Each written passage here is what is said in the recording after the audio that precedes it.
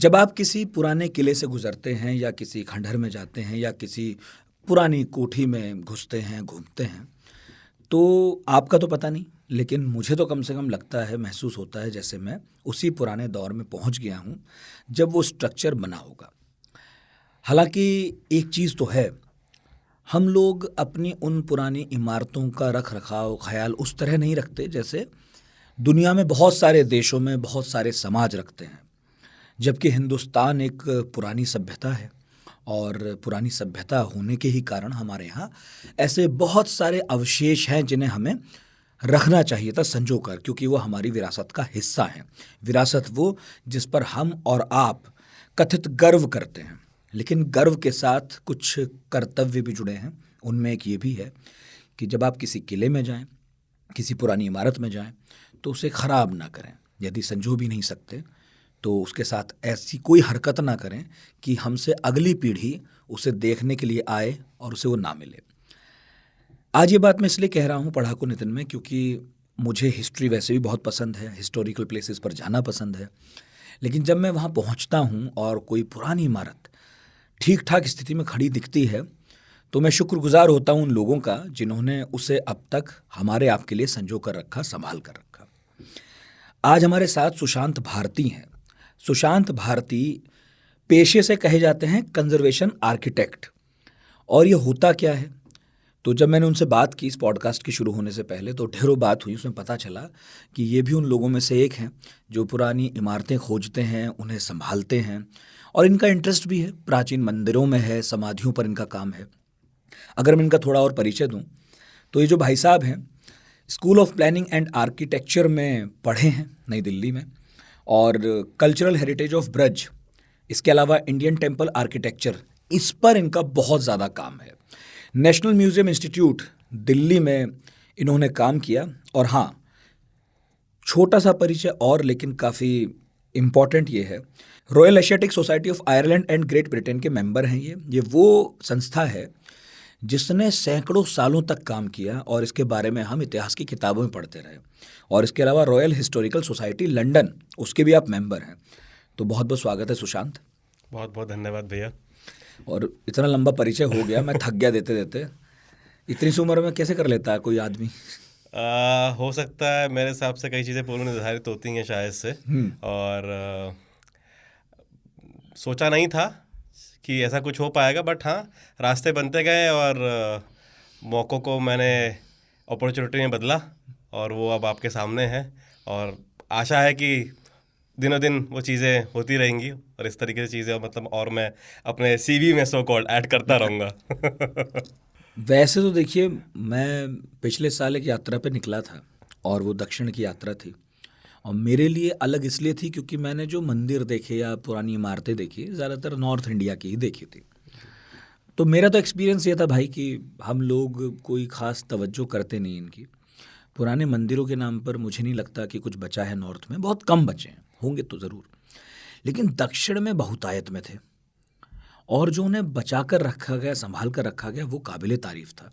केवल धर्म की दृष्टि से नहीं, बल्कि यदि आप इतिहास को प्यार करते हैं तो भी देखकर आप तारीफ़ करेंगे कि जिस तरह दक्षिण भारत में वो प्राचीन इमारतें और ख़ासकर मंदिरों को संजोया गया है, अच्छे से रखा गया। तो हमारे एक साथी हैं कुलदीप, उन्होंने कहा था कि जब मैं आपसे बात करूं तो ये ज़रूर पूछूं कि जितना प्यार आपको है पुरानी इमारतों से, और आप जाते हैं, ढूंढते हैं, संवारते हैं उनको, ये पुरानी इमारतों से प्यार किया कैसे जाए, शुरुआत कैसे करें?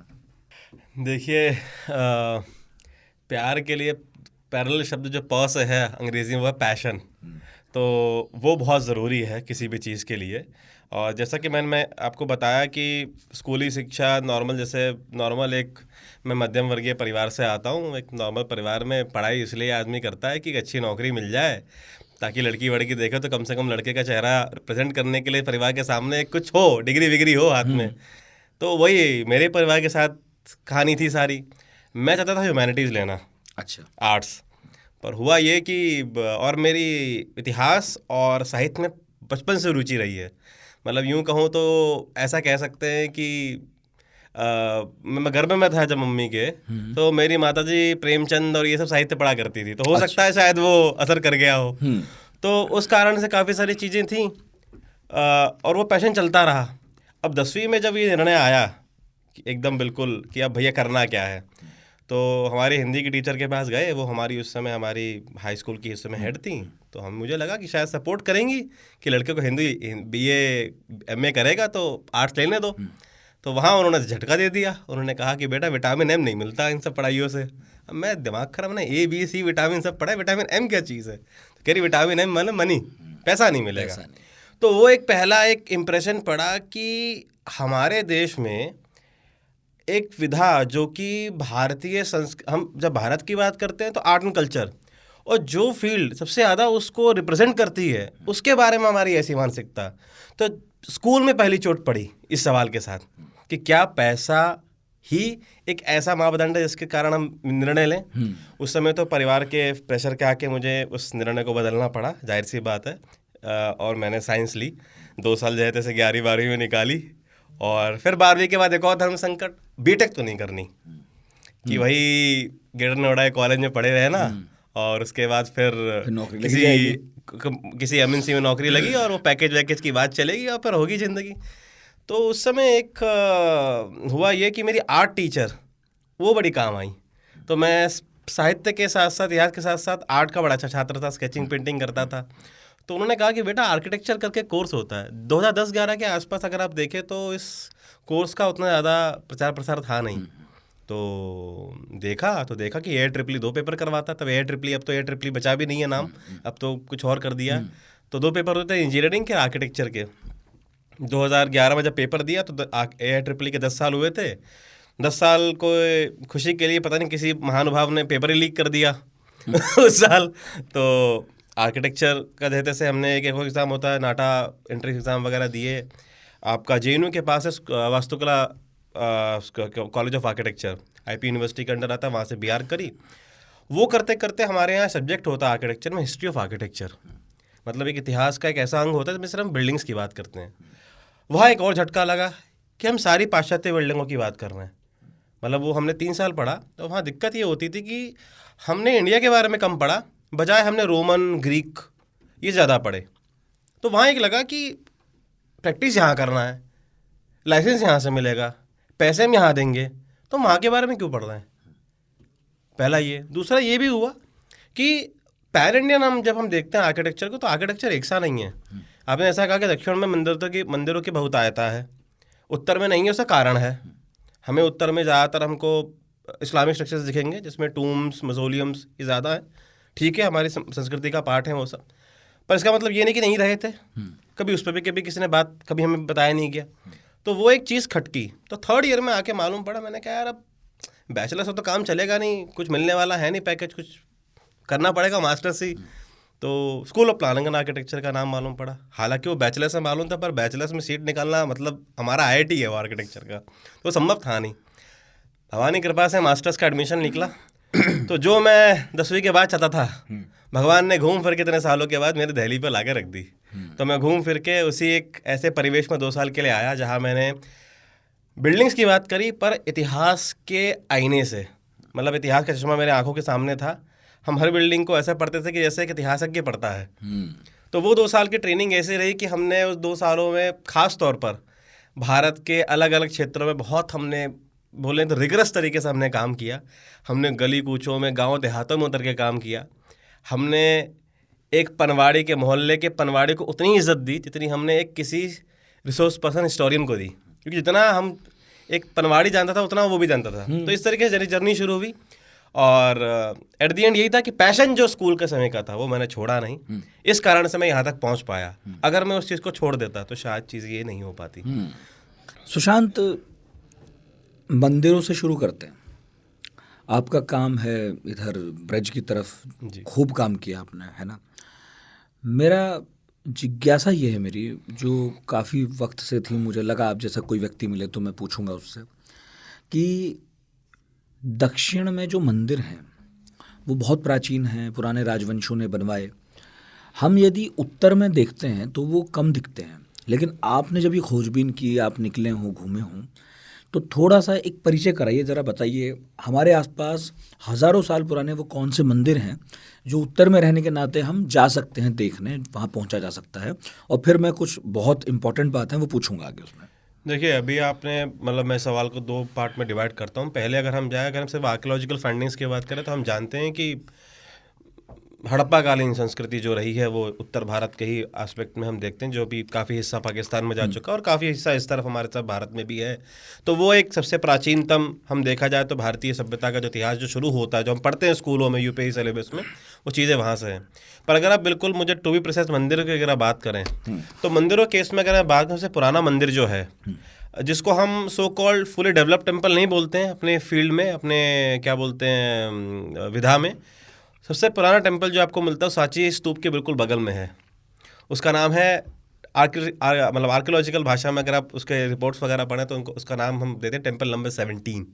अच्छा, टेम्पल नंबर 17 सांची स्तूप के बिल्कुल बगल में छोटा सा मंदिर है, ज़्यादा कुछ नहीं है, एक छोटा सा कमरा है, मुश्किल से। सांची स्तूप कहाँ है, कुछ लोगों को नहीं पता जी होगा, जी तो जी थोड़ा उसको तो सांची स्तूप आप भोपाल जाएं, अगर आप दिल्ली से भोपाल जा रहे हैं तो बिल्कुल बगल से पटरी होके निकलती है वहाँ से, और विदिशा सांची ये बिल्कुल पास में है। मुश्किल से मुझे लगता है भोपाल से कुछ घंटे भर का रास्ता ही होगा, इससे ज़्यादा होगा नहीं, और भोपाल से नॉर्थ पड़ता है अगर मैं और बिल्कुल इस दिशा की भाषा में बात करूँ, प्रिसाइजली बात करूँ। और हमारी शायद ट्रॉपिक ऑफ कैंसर कर्क रेखा वहाँ से गुजरती है जब आप सांची की तरफ निकल रहे होते हैं। और सांची के बारे में एक और खासियत ये है कि अशोक की ससुराल थी, अशोक की जो बीवी थी वो वहाँ से बिलोंग करती थी, तो यही कारण था कि वो स्तूप वहाँ बना। और सांची अपने आप में बहुत बड़ा बिजनेस सेंटर था उस समय का। अच्छा, तो मौर्य काल में, मौर्य काल से पहले भी रहा हो, हाँ बिल्कुल हो सकता है, क्योंकि अशोक के शिलालेख और स्तूप वहीं निर्मित किए गए जहाँ पर बहुत बड़े बिजनेस सेंटर या किसी न किसी रूप में लोगों का जमावड़ा लगता था। फॉर एग्जाम्पल दिल्ली में आप देखते हैं श्रीनिवासपुरी में अशोकन एडिक्ट है, पता नहीं ज़्यादा लोग जानते भी नहीं है शायद इस बारे में, कालका मंदिर के बिल्कुल बगल में। तो आई थिंक अगर मैं गलत नहीं तो शायद रोमला थापर इस बारे में लिखती हैं कि कालका जी मंदिर जहाँ पर हम आज कालका मंदिर देखते हैं, वहाँ पर एक ऐसा एक मेला लगा करता था जहाँ बहुत सारे लोग इकट्ठा हुआ करते थे। तो अशोक का संदेश, मेले तो अभी भी लगते हैं, अशोक का संदेश दूर दूर तक प्रसारित हो, इस उद्देश्य से अशोक ने अपने शिलालेख और स्तूप वहाँ निर्मित किए, जहाँ गैदरिंग होती थी, जहाँ गैदरिंग होती है, क्योंकि चीज़ों और बिजनेस सेंटर इसलिए क्योंकि जो व्यापारी निकलेंगे तो वो व्यापार के साथ साथ धन और गुड्स के साथ साथ उस संदेश को भी लेते हुए निकलेंगे। बिल्कुल। तब तो व्यापारी लोग बहुत बड़ा माध्यम होते होंगे इस मामले में कि यहाँ की बात वहाँ, वहाँ की बात यहाँ। ठीक है, तो हम सांची स्तूप पहुँचे। सांची स्तूप में आप जब ऊपर चढ़े तो बिल्कुल एकदम स्तूप से बिल्कुल सामने बहुत छोटा सा एक बोर्ड दिख जाएगा आपको, टेम्पल नंबर 17। ठीक है, मुश्किल से 1.5 बाय 1.5 मीटर का छोटा कमरा है। तो क्यों इम्पोर्टेंट है? और उसके सामने एक 4 स्तंभ लगे हुए हैं। इम्पोर्टेंट इसलिए है कि आपका एक ब्लॉग है बाय द वे जी, जिसका लिंक आपने मुझे भेजा भी था, उसमें है वो, मैंने देखा। जी। हाँ। तो जब मैंने नागर शैली के मंदिरों की जब मैं बात करूंगा तो पहला जो उद्गम जो शुरू होता है उत्तर भारतीय परिप्रेक्ष्य में वो टेम्पल नंबर 17 है। किस साल बना हो, कब बना होगा? ये लगभग मौर्य कालीन के आसपास ही बैठता है, ईसवी से पहले, ईसा पूर्व से पहले का है लगभग। और हो सकता है उससे पहले भी पुराने मंदिर बचे हों, पर अभी जो हमको मिलता है, जो इसका एविडेंस, टेंजिबल एविडेंस जो प्राप्त होता है, वो हमारे पास वही है। सबसे पुराना मंदिर कहेंगे सर? हाँ, अगर आप उत्तर भारतीय परिप्रेक्ष्य में बात, सबसे पुराना मंदिर वो है। पर ये इस केस में ये हम कहते हैं कि ये मंदिर फुली डेवलप नहीं था। अच्छा, जो फुली डेवलप मंदिर की मैं आगे बात करूँ वो गुप्त काल का मंदिर है, जो कि देवगढ़ में है, जिसको दशावतार मंदिर बोलते हैं। अच्छा, वो मंदिर देवगढ़ कहाँ हुआ? देवगढ़ आपका पड़ेगा जब आप झांसी से आप दक्षिण की तरफ बढ़े, ललितपुर की जगह पड़ती है। ललितपुर जिला बिल्कुल बड़ा फेमस है, झांसी गले की फांसी दतिया गले का हाल, ललितपुर ना छोड़ी जब तक मिले ना उधार। तो वही ललितपुर अगेन एक बहुत बड़ा जैन सेंटर, बिजनेस सेंटर। वहाँ जैनियों के जवाबने का मतलब ही यही है कि बहुत बड़ा जैन सेंटर था और एक बिजनेस सेंटर था। तो जैनों का होना अपने आप में एक बहुत बड़ा इतिहास का एक क्लू होता है हमारे लिए। और आज भी अगर आप जाएं तो ललितपुर से देवगढ़ एक रिजर्व फॉरेस्ट पड़ता है। अच्छा, और देवगढ़ में हिंदू, बौद्ध और जैन तीनों मंदिर हैं। अच्छा, तो जैन मंदिर तक जाने के लिए जैनी समुदाय ने ललितपुर से देवगढ़ के लिए इतनी सुंदर रोड बना रखी है, जो कि आपको बाहर हाईवे पे भी नहीं दिखने वाली क्वालिटी। अभी आप हाल फिलहाल में देख रहे हैं जैन समुदाय कैसा आंदोलन कर रहा है, तो उस मामले में वो बिल्कुल काबिल तारीफ हैं। तो वो जो हाँ जो मंदिर है दशावतार मंदिर, जब आप घुसते हैं उस आर्कियोलॉजिकल, बहुत बड़ा आर्कियोलॉजिकल एरिया है, काफ़ी सारे खंडर तो जंगल में फैले हुए हैं, जिसके लिए आपको बिल्कुल पैरों पर उतरना पड़ेगा, गाड़ी वाड़ी भी नहीं जा सकती। और मैं सौभाग्य से 2 बार वहाँ जा चुका हूँ, और जितनी बार जाए ऐसा लगता है कि बिल्कुल अतीत में, लगभग मान लीजिए 4वीं शताब्दी, कहने का मतलब समझ जाइए कितने साल पुरानी बात कर रहा हूँ, तब के वो मंदिर हैं। कम से कम मतलब 1700-1800 साल पुराने मंदिर हैं। और वहाँ पर जो जितने भी आर्ट हिस्ट्री और आर्कियोलॉजी के जो छात्र हैं, वो जानते हैं कि जब गुप्त कला के बारे में जब वो पढ़ रहे हैं और उस मंदिर का जिक्र ना हो, ऐसा हो नहीं सकता। तो वहाँ से जो सिलसिला शुरू हुआ गुप्तों से, वो धीरे धीरे फिर कुषाणों तक। इंडिया का सबसे पुराना मंदिर कह सकते हैं क्या, या फिर अगर आप साउथ में जाएं तो और पुराने जी, मंदिर साउथ भी में हैं? एक और पैरेलल है हमारे पास, पर अगर हम नर्मदा के ऊपर बात करें, सबसे पुराना मंदिर तो वही मुझे होगा। इंडिया का बताइए सबसे पुराना मंदिर जो ज्ञात है हमें कि भाई ये सबसे पुराना तो जी, है। हम 2 मंदिरों को पैरेलल मान के चलते हैं। एक महाराष्ट्र में जगह पड़ती है टेर, वहाँ पर एक मंदिर है वो, और गुप्तकालीन का ये मंदिर जो है, जो मैं दशावतार मंदिर है, ये दोनों लगभग पैरेलल हैं। अच्छा, तो जी, टेर और वो पैरेलल, क्योंकि हम इस पीरियड की बात करें जब हमारे पास प्रिसाइज डेट नहीं है, बिल्कुल भैया तो आइडिया हमें लग सकता है केवल। 200 साल का टाइम पीरियड भी एक बहुत अच्छा खासा टाइम पीरियड होता है हमारे लिए गेस करने के कहते लिए। हैं ना, तो इतिहास की किताब में 100 साल जो हैं जी, वो बस एक लाइन लेते हैं, नेग्लिजिबल है हमारे लिए। हाँ, तो एक भी लेते नहीं लेते। तो मंदिरों के इतिहास में भी है। और हाँ, एक चीज़ और है जी, कि मंदिर केवल धार्मिक दृष्टि से ही इम्पोर्टेंट नहीं है हमारे लिए, इसलिए भी इम्पोर्टेंट है क्योंकि वो अपने दौर के बारे में बहुत कुछ कहते हैं, बताते हैं। इनफैक्ट जिस दौर की हम बात कह रहे हैं, तब तो राजवंश जो थे, जो साम्राज्य थे, उनका वैभव उनके मंदिरों से परिलक्षित होता था। कितनों की प्रतिमाएं, फिर वहाँ धन धान्य खूब रहता था और वो सजाते थे पूरा मंदिरों को। इनफैक्ट जब एक दूसरे राजा पर कोई हमला होता था आपस में, तो खूब प्रतिमाएं भी, मतलब उन मंदिरों पर कब्जा करना वो इम्पोर्टेंट था कि भाई लो, तुमने इतना महान मंदिर बनाया, वो हमारे पास है। हमारे पास है। मैं दक्षिण में गया, कामाख्या मंदिर, कामाक्षी, जी, हाँ, कामाक्षी मंदिर कांचीपुरम है। ये कितना पुराना मंदिर होगा? जी, पांड्यों की कुलदेवी मानी गई हैं। हाँ, कामाक्षी। हाँ, तो लगा लीजिए लगभग बात करें तो 1400-1500 साल तो कहीं नहीं गए आराम से उस स्थान को। शायद हो सकता है उससे पुराना भी रहा हो, क्योंकि हम क्या है कि वर्तमान के हिसाब से स्थान को परिलक्षित करते हैं। हो सकता है उस स्थान पे पुराना कुछ और रहा हो, बिल्कुल। और वो धीरे धीरे कालांतर में उस पे बिल्डिंग्स बनती हमें तो रहती हैं। सबसे अपडेटेड फेज जी, मिला उसका कि अच्छा उसके पहले भी बिल्कुल। रहा हो। तो मेरा सवाल ये है कि आप जैसे लोग जो इस काम में हैं, और बड़ा महत्वपूर्ण काम है, ये प्रिजर्व कर कैसे लेते हैं ऐसी पुरानी इमारतें? और कोई किस्सा कहानी उस बारे में कि जिसके बारे में पता ना हो, आप लोगों ने ढूंढा हो, फिर आज उसे खड़ा किया हो, कुछ बताइए। देखिए, इतना सरल तो नहीं होता है। कारण क्या है कि जो फील्ड है हमारी, जो कंजर्वेशन की, इसमें क्या पैसा अता चाहिए होता है। कारण ये है कि हम सीमेंट से काम तो करते ही नहीं हैं, काम होता है गारे चूने से, और चूने की सेटिंग में ही लगभग 1 सीज़न लग जाता है, 6 से 8 महीने का समय। और जबकि जो सरकारी टेंडर निकलते हैं अगर आप देखें तो 6 महीने का टाइम होता है, 6 महीने में काम खत्म कर दीजिए। तो वो प्रैक्टिकली संभव ही नहीं है कि हम उसे ख़त्म कर पाएँ। अच्छा, इसमें हमें डॉक्टर फिक्सर डालना नहीं है, हमें कोई केमिकल डालना नहीं है। डलेगा क्या है इसके अंदर? गुड़, बेल, चीनी, चना, ये डलता है चूने के गारे में। क्यों? कारण क्या है, इनकी बाइंडिंग प्रॉपर्टीज अच्छी हो जाती हैं। अच्छा, आपको और कॉम्पैक्ट करना है अगर गारे को, चूने को, तो इसमें बेल जाएगी, गुड़ जाएगा। आपने सुना होगा पुराने घरों में, ब्रज में तो काफ़ी फेमस है, खास तौर पे जो ककोरी ईंट है जो बोलते हैं हमारे पश्चिमांचल में। ककोरी ईंटों में अगर आप देखें, कई बार कई मजदूर ना फावड़ा मारते मारते थक जाते हैं, टूटती नहीं है, इनमें चिंगारी निकल जाती हैं। कारण क्या, कुछ ज़माने में किसी ने चीनी की बोरी गिरा दी, तो चीनी की बोरी गिराने से क्या होता है कि उसकी बाइंडिंग प्रॉपर्टी बढ़ जाती है। अब हूँ तो चीनी चींटनी लग जाती ना। नहीं, ऐसा तो नहीं है। ऐसे एक तो ये सारी चीज़ें हैं। अब ये चीज़ क्या है कि जो बाबू लोग बैठे हैं वो समझ नहीं पाते, उनके दिमाग में टेक्निकलिटी किसी अलग प्रकार की है। एक बात बताओ, मैं टोक के पूछ रहा हूँ। जी जी जी, ये हुमायूं के मकबरे के बारे में हम अभी थोड़ी देर पहले बात कर रहे थे। जी जी जी, मतलब जो उसकी पुरानी तस्वीर मैंने देखी, भाई बिल्कुल वैसी है जैसे अभी दिल्ली की बहुत सारी इमारतों की है, बिल्कुल, जहाँ कोई नहीं जाता, बिल्कुल 2-4 कुत्ते टहलते मिलते हैं, 1-2 बावले आपके जैसे। ऐसा था हुमायूं का मकबरा। और फिर उसको जिस तरह से फिर खड़ा किया गया। बिल्कुल तो क्या इसमें इसी तरह के मटेरियल लगते हैं जी। इस सब अभी में? जो आगा खान ट्रस्ट ने जब इसका रेस्टोरेशन हाथ में लिया है, मैं साल तो नहीं पता कब से शुरू हुआ, शायद 2013-14 के आसपास ही काम शुरू हुआ था, जहाँ तक मैं जानता हूँ। मैं उसमें बैचलर्स में था। और उसका रेस्टोरेशन सेम उसी मापदंडों पे हुआ जिस तरीके से मुगल काल में वो इमारत बनवाई गई, क्योंकि हुमायूं का मकबरा अकबर काल में बना। अकबर उस समय आ चुके थे, हामिदा बानो बेगम उनकी बीवी ने उसको मतलब इनिशिएट करवाया था, पर हम उसको मुगल काल की, उसको अकबर काल की इमारत बोलते हैं टेक्निकली, क्योंकि अकबर उस समय तक गद्दी नशीन हो चुके थे। तो वो बिल्कुल उसी ही स्टैंडर्ड्स पे रिस्टोरेशन किया गया है। और इनफैक्ट अगर आप जाएं अभी हुमायूं के मकबरे में, जो वहाँ ब्लू टाइल्स लगी हैं, तो वो सेम उसको इनिशिएट करवाने के लिए, उसको एग्जीक्यूट कराने के लिए समरकंद से उन आर्टिस्ट को उठा कर लाए हैं, ब्लू पॉटरी के। क्या बात कर रहे हैं?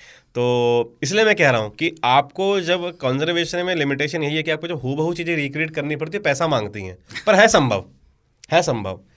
मैं और आपको एक एग्जांपल देता हूँ। मेरा एक और मित्र है, एक बहुत बड़ी आर्किटेक्ट है मुंबई की, आभा नारायण। एक वहाँ पर बहुत बड़ा एक क्या बोलते हैं, एक थिएटर को वो लोग रिस्टोर कर रहे थे। और संयोग से क्या हुआ कि ब्रिटिश काल में जो जो चीज़ें बनती हैं ना, उससे किसी कोने में एक नाम लिखा रहता है, manufactured by Johnson and sons from Glasgow, Manchester, Lancashire, ये सब नाम आ जाएंगे उसमें। उनको वो नाम मिल गया एक मटेरियल का। उन्होंने जब संपर्क किया, मालूम पड़ा कि वो फैक्ट्री अभी भी एग्जिस्ट करती है, तो उन्होंने हूबहू वो चीज़ दोबारा एग्जीक्यूट करवाई, पैसा उनके पास था, और वो उन्होंने हूबहू वैसे ही रिस्टोर करवाई वहाँ। इनफैक्ट एक डॉक्यूमेंट्री में मैं देख रहा था जी कि जैसे ताजमहल है, मतलब आम लोगों को नहीं पता होता, तो ताजमहल में जब भी कोई थोड़ी बहुत टूट फूट होती है तो ऐसे ही बुला के किसी पर नहीं करवा दिया जाता, बल्कि उसके परिसर के ही आसपास कुछ मजदूर बैठाए जाते हैं जिन्हें पुरानी शैली में काम करना आता है, और उन्हें वो सब चीज़ें प्रोवाइड कराई जाती हैं, और बड़ी अच्छे देख रेख में वो उसी तरह से सेम चीज़ बनाते हैं जो वहाँ लगनी होती है या फिर रिप्लेस होनी होती है। मगर क्या वो सफाई आ पाती होगी? नहीं, अगर वर्कमैनशिप की बात करें तो नहीं। आप जैसे लोग पकड़ लेते होंगे। एक्चुअली रिस्टोरेशन का नियम ही यही है, मतलब कंजर्वेशन का नियम ये है, सॉरी मैं रिस्टोरेशन वर्ड यूज़ कर रहा हूँ। कंजर्वेशन का मापदंड यही है कि आज अगर मैं उसका, मुझे वो बिल्डिंग काम करने के लिए मिलती है और मैं उसके ऊपर कुछ अपनी तरफ अपने कार्यकाल में कुछ उसके ऊपर एडिशन करवाता हूँ, addition in the sense conservation का काम करवाता हूँ, तो वो दिखनी चाहिए, वो छुपी हुई नहीं होनी चाहिए, मतलब उसमें कैमोफ्लेज नहीं कर सकता। अच्छा। क्योंकि ये कंजर्वेशन का नियम है कि अगला आने वाली जो पीढ़ी होगी, या जो भी कंजर्वेशन आर्किटेक्ट आए, उसको ये पता होना चाहिए कि मैंने क्या काम किया था। अच्छा। वो चीज़ बिल्डिंग पे भी रिकॉर्डेड होगी और पेपर पे भी रिकॉर्डेड होगी। अच्छा। तो ये एक कंजर्वेशन का एक कह सकते हैं, कई लोगों को ये शायद ये एक एथिक है हमारे फील्ड का, और कई लोगों को ये लगता है कि शायद बहुत ही आउटडेटेड है, बट आई थिंक ये ज़रूरी है। ये बिल्कुल सही है और भाई। हमें पता होना चाहिए हाँ, कब किसने क्या किया। मैं हिस्ट्री का स्टूडेंट हूँ और मेरे सामने एक चीज़ है जी, मुझे लग रही है मैं देख रहा हूँ 2000 साल पुरानी चीज़, लेकिन ऐसा तो है नहीं। जब से आपने उसे संरक्षित किया होगा कुछ टूट फूट हुई होगी, अब आपने उसे ठीक किया होगा, तो ये ईमानदारी तो होनी ही चाहिए, मुझे पता रहे कि कौन सी अभी लगी इसमें, कौन सी पहले की है। अच्छा, लेकिन ये कोशिश ये होती है जी कि उसी तरह से बने, उसी तरह का उसमें मटेरियल लगे। आप और कुछ ना हो तो जैसे फॉर एग्जांपल ताजमहल की बात कर लेते हैं। अब ताजमहल में का मार्बल आया मकराना से। अब ये सब हैं सेडिमेंट्री रॉक्स, अगर हम टेक्निकल भाषा में बात करें, मतलब एक के ऊपर एक सेडिमेंट बैठता है। तो आज आपने जो क्वेरी खोदी है 5 साल पहले, आपको वो क्वेरी एग्जॉस्ट कर गई है। अच्छा, अब आप दूसरी क्वेरी खोदेंगे। सरल भाषा में बताओ। सरल भाषा में बात करें कि आज हमने एक खड्डा खोदा, यहाँ से आपको कुछ पत्थर मिले, उस पत्थर की ग्रेनिंग एक टाइप की थी, उसका टेक्सचर एक टाइप का था, पर आपको सेम पत्थर 5 साल बाद नहीं मिलेगा। हाँ बिल्कुल, ओके, टेक्सचर बदल जाएगा, बदल गया। तो अब जो पत्थर लगते हैं ताजमहल में, चाहे आगरा किले में, वहाँ लाल पत्थर है, तो वो टेक्सचर आपको बता देगा, ये बात की चीज़ है। जानकार लोग पकड़ लेंगे। जानकार लोग भी क्या, जो बिल्कुल थोड़ा सा है एस्थेटिक्स में है, आर्ट में है, वो पकड़ लेगा कि अरे यार ये कुछ ना आंखों को सुहा नहीं रहा है, ये कुछ अलग है ये चीज़ें। और कुछ होते हैं हरफन मौला टाइप के, मतलब अलग ही टाइप के, अखंड मंडलाकार टाइप के लोग, जो कुछ उटपटांग काम करके चले जाते हैं। कुछ ऐसे भी लोग हुए हैं तो वो भी दिख जाता है वहाँ पे। कई ऐसे ब्रिटिश अधिकारी हुए हैं जो उटपटांग काम करके चले गए, तो वो भी। जैसे बृहदेश्वर के मंदिर की बात करूँ, बृहदेश्वर मंदिर आप जाएँ, उसका कहाँ पर? तंजावुर में। तंजावुर आप जाएँ, राजराज चोल प्रथम का PS1 का बड़ा चर्चा है, PS2 आने वाली है, शायद PS2 में वो सीन दिखे भी, राजराज चोल कैसे बनाते हैं बृहदेश्वर का मंदिर। तो अब आप जाएँ उसके अंदर, तो उसके चारों तरफ प्रदक्षिणा पथ है, उसमें जब घुसेंगे तो एक जगह उसमें 1860 के लगभग ब्रिटिश काल में एएसआई द्वारा आरसीसी की फ्लोरिंग करी गई थी। वो पूरी आरसीसी सीमेंट उस जमाने का लगा हुआ और वहाँ बकायदा उन्होंने लिखा है अच्छा। Done in this year. तो वो अपने आप में एक अभिलेख होगा हमारे लिए भाई। कंजर्वेशन की भाषा में 100 साल से ऊपर हर चीज़ हेरिटेज है हमारे लिए। सही बात है। तो हमारे लिए आने वाले समय में तो मैं कह रहा हूँ कि जितने भी ब्रिटिश जो करामातें हैं ना, सब है। ये भी हमारे लिए हेरिटेज होने वाली हो चुकी हैं इनफैक्ट कई हाँ, जगह बिल्कुल पर। बिल्कुल बिल्कुल। कई जगह पर हो चुकी हैं और कई जगह पर देश विदेशों में सीमेंट की बिल्डिंग रिस्टोर करी जा रही हैं अब। अब चूने गारे को छोड़ दीजिए, अब तो सीमेंट को भी रिस्टोर करने का समय आ चुका है क्योंकि सीमेंट की उम्र 100 साल होती है। हाँ, तो उसका भी ज़रूरत है। इस तरीके से ये आप मुझे बताइए, खासकर हम तो यहाँ बैठे हैं जब दिल्ली नोएडा, तो आसपास मुझे ज़रा बताएं कि कौन सी इमारतें हैं जिन्हें देखकर आपको हैरानी हुई कि अरे यार ये यहाँ पे है, इसको ऐसे छोड़ दिया। जब आप निकले होंगे तो मुझे यकीन है अब तो नहीं होती होगी हैरानी, क्योंकि अब तो सब देख लिया। पर फिर भी सोचिए कि मेरे ऐसा व्यक्ति कोई नया। जी, मैं दिल्ली की बात करूं तो पहला जो मैंने अभी हमारे पॉडकास्ट की शुरुआत में जो मैंने कहा अशोक का शिलालेख। ठीक है। अगर हम दिल्ली के इतिहास में बात करें और दिल्ली की हम जो अगर हम हिस्टोरिकल टाइमलाइन स्टार्ट करें तो मेरे हिसाब से सबसे पुराना स्ट्रक्चर वो होगा इन सीटू, मतलब जो उस जगह पर यथावत है उस समय से। क्योंकि अगर हम बात करें लोह स्तंभ की तो लोह स्तंभ वहाँ नहीं था जहाँ आप देखते हैं हम, वो कहीं और था। तो इन सीटू जो टेक्निकल टर्म यूज कर रहा हूँ जो वहीं था वो अशोक का शिलालेख ही है। शिलालेख, हाँ, जो कालका जी और बाही मंदिर के बिल्कुल बीचों बीच कहीं है। कहाँ मिलेगा देखने को? ये मैं तो दोनों जगह गया हूँ। हाँ, ये पीछे पार्क पड़ता है एक। बताइए। जब नेहरू प्लेस उतरते हैं तो एक पार्क होते हुए आप इस्कॉन के लिए चढ़ते हैं पहाड़ी पर। तो पहाड़ी पर सीधा होकर राइट हो जाइए। अच्छा। एक राइट पे जाएंगे तो सीमेंट का एक बहुत बड़ा एक घर सा बना हुआ शेड जैसा, उसके अंदर वो लॉक है। कमाल है भाई, रोज लोग जाते हैं उन्हें नहीं पता होगा। तो वहाँ वो शिलालेख है अशोक का, जबकि वो माइनर है। अशोक ने दो टाइप के शिलालेख एस्टेब्लिश करवाए, जिसको हम माइनर बोलते हैं, मेजर बोलते हैं। माइनर मतलब तो साइज में छोटे हैं पर वही संदेश हैं। मेजर जो बहुत बड़े बड़े हैं जिनका मतलब इतिहास में एक बहुत बड़ा, मतलब नेहरू प्लेस पुराना बाजार है। हाँ, कह सकते हैं। उस जमाने में हो सकता है कंप्यूटर ना कुछ और सही करते हो लोग वहाँ पर जाकर कुछ तो होता हो। पर हाँ, इस हिसाब से अगर हम मतलब क्या बोलते हैं तरीके पे जाएं, उस पैटर्न पे जाएं कि जहाँ वो लगाए गए शिलालेख, तो उस हिसाब से लगता है कि वहाँ कुछ ना कुछ तो देखा जा सकता है जाकर। हाँ, बिल्कुल बिल्कुल, आप जा सकते हैं। आप डालिए श्रीनिवास पुरी अशोकन एडिक्ट, आप गूगल मैप पे आराम से दिखाएगा आपको। तो बस हमारे सुनने वाले सब बिल्कुल बिल्कुल बिल्कुल। और इसके अलावा अगर मैं और इधर आऊँ तो बिल्कुल लोह स्तंभ अपने आप में एक बहुत बड़ा एक सब देखते हैं। एक बोलते कह सकता हूँ कि एक बहुत बड़ा मेटलर्जी का नमूना है भारतीय इतिहास में। पर दिक्कत क्या है कि उसके ऊपर जो चीज़ थी वो गायब है। उस पे क्या था? उसके ऊपर एक गरुड़ थे। ये बात है सच? जी।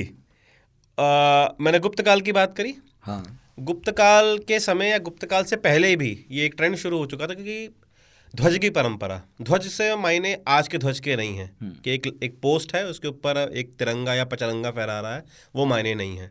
पहले हर देवता के हिसाब से ध्वज हुआ करते थे, जिसका मायने था कि एक स्तंभ और स्तंभ के ऊपर उसका जो वाहन है उसका अंकन। तो विष्णु के लिए गरुड़ ध्वज, शिव के लिए नंदी ध्वज, बलराम जी के लिए तल ध्वज। अच्छा। तल ध्वज मतलब एक ताल का पेड़ और उसका मतलब क्या बोलते हैं वहाँ पर अंकन। या आप ग्वालियर जाएं, ग्वालियर के किले पर एक म्यूजियम है बड़ा सुंदर। मैं जितने भी सुन रहे हों, मेरी उनसे मतलब करबद्ध निवेदन है, अगर वो ग्वालियर कभी जाएं तो गढ़ भी देखें। गढ़ तो बहुत सुंदर है, पर जो म्यूजियम है गुजरी महल, उसके अंदर जितनी भी प्रतिमाएं रखी हुई हैं, जब सेंट्रल प्रोविंस हुआ करता था मध्य प्रदेश अंग्रेज़ों के ज़माने में, तो उस समय सारी मूर्तियां उठाकर वहाँ भेज दी जाती थी। तो यूँ कह लीजिए मध्य प्रदेश को अगर आपको एक नज़र में देखना हो तो सब चीज़ें वहाँ रखी, वहाँ जाना चाहिए। तो तल ध्वज वहाँ पर रखा हुआ है, जो कि कहीं देखने को नहीं मिलता। तो वो एक चीज़ है। दूसरा, आप दिल्ली में बात करें तो बिल्कुल हुमायूं का मकबरा। अगर हम उसके इम्पोर्टेंस की बात करें तो भारतीय सरजमीं पर वो पहला गार्डन टूम कॉम्प्लेक्स था। हाँ, उससे पहले चार बाग कॉन्सेप्ट, जिसको हम इस्लाम के मतलब हम जब बात करें तो जन्नत में जो एक बाग है जिसको वो रेप्लिकेट जिन्होंने किया वहाँ के आर्किटेक्ट्स ने, उसका पहला नमूना है भारत में। और जैसा कि हमारी थोड़ी देर पहले बात हो रही थी कि ताजमहल का फुटप्रिंट वहाँ से हम उठाते हैं। बस उसमें एक इतना अंतर है कि हुमायूं के मकबरे में जो टूम है वो बिल्कुल बीचों बीच है, ताजमहल में एक छोर पर है। इतना ही अंतर है। बाकी मोटा मोटी लगभग प्लान लगभग सेम है, इसमें कुछ खास अंतर नहीं है। वो हुमायूं का मकबरा बड़ा भाई है। हाँ बड़ा भाई है, और छोटा हुमायूं के भाई है। मकबरे में बहुत और भी एडिशन, मतलब ताजमहल के लिए हुमायूं के मकबरे के साथ और भी बहुत सारी चीज़ों का समावेश किया गया। पर हाँ, हुमायूं का मकबरा एक बहुत इंपॉर्टेंट उसमें एक आस्पेक्ट है। उसके अलावा आप जाएंगे तो उससे थोड़ा सा पहले सूरी, शेरशाह सूरी काफ़ी समय तक मतलब थोड़े समय के लिए दिल्ली की गद्दी पे बैठे। पुराना किला आप जाएँ तो पुराने किले में किला कोहना एक मस्जिद है, अगर आप जाएँ, अगर आप उसके बाहर के अपीयरेंस को देखें तो उसमें बहुत आपको हिंदू मंदिरों का समावेश दिखेगा। तो कारण वही है कि उस काल पर बहुत सारे जो आर्टिसंस थे और जो क्राफ्ट्समैन थे वो इधर से उधर पलायन करते रहते थे। अगर आप कुतुब मीनार जाएं तो कुतुब मीनार में दो चीज़ें हैं, एक तो ये कि मंदिर तोड़े गए थे, बात बिल्कुल सही है, दूसरा ये भी है कि मैं 10 पीढ़ी से सिर्फ कमल बनाते आ रहा हूँ, मैं कमल ही बना पाऊंगा।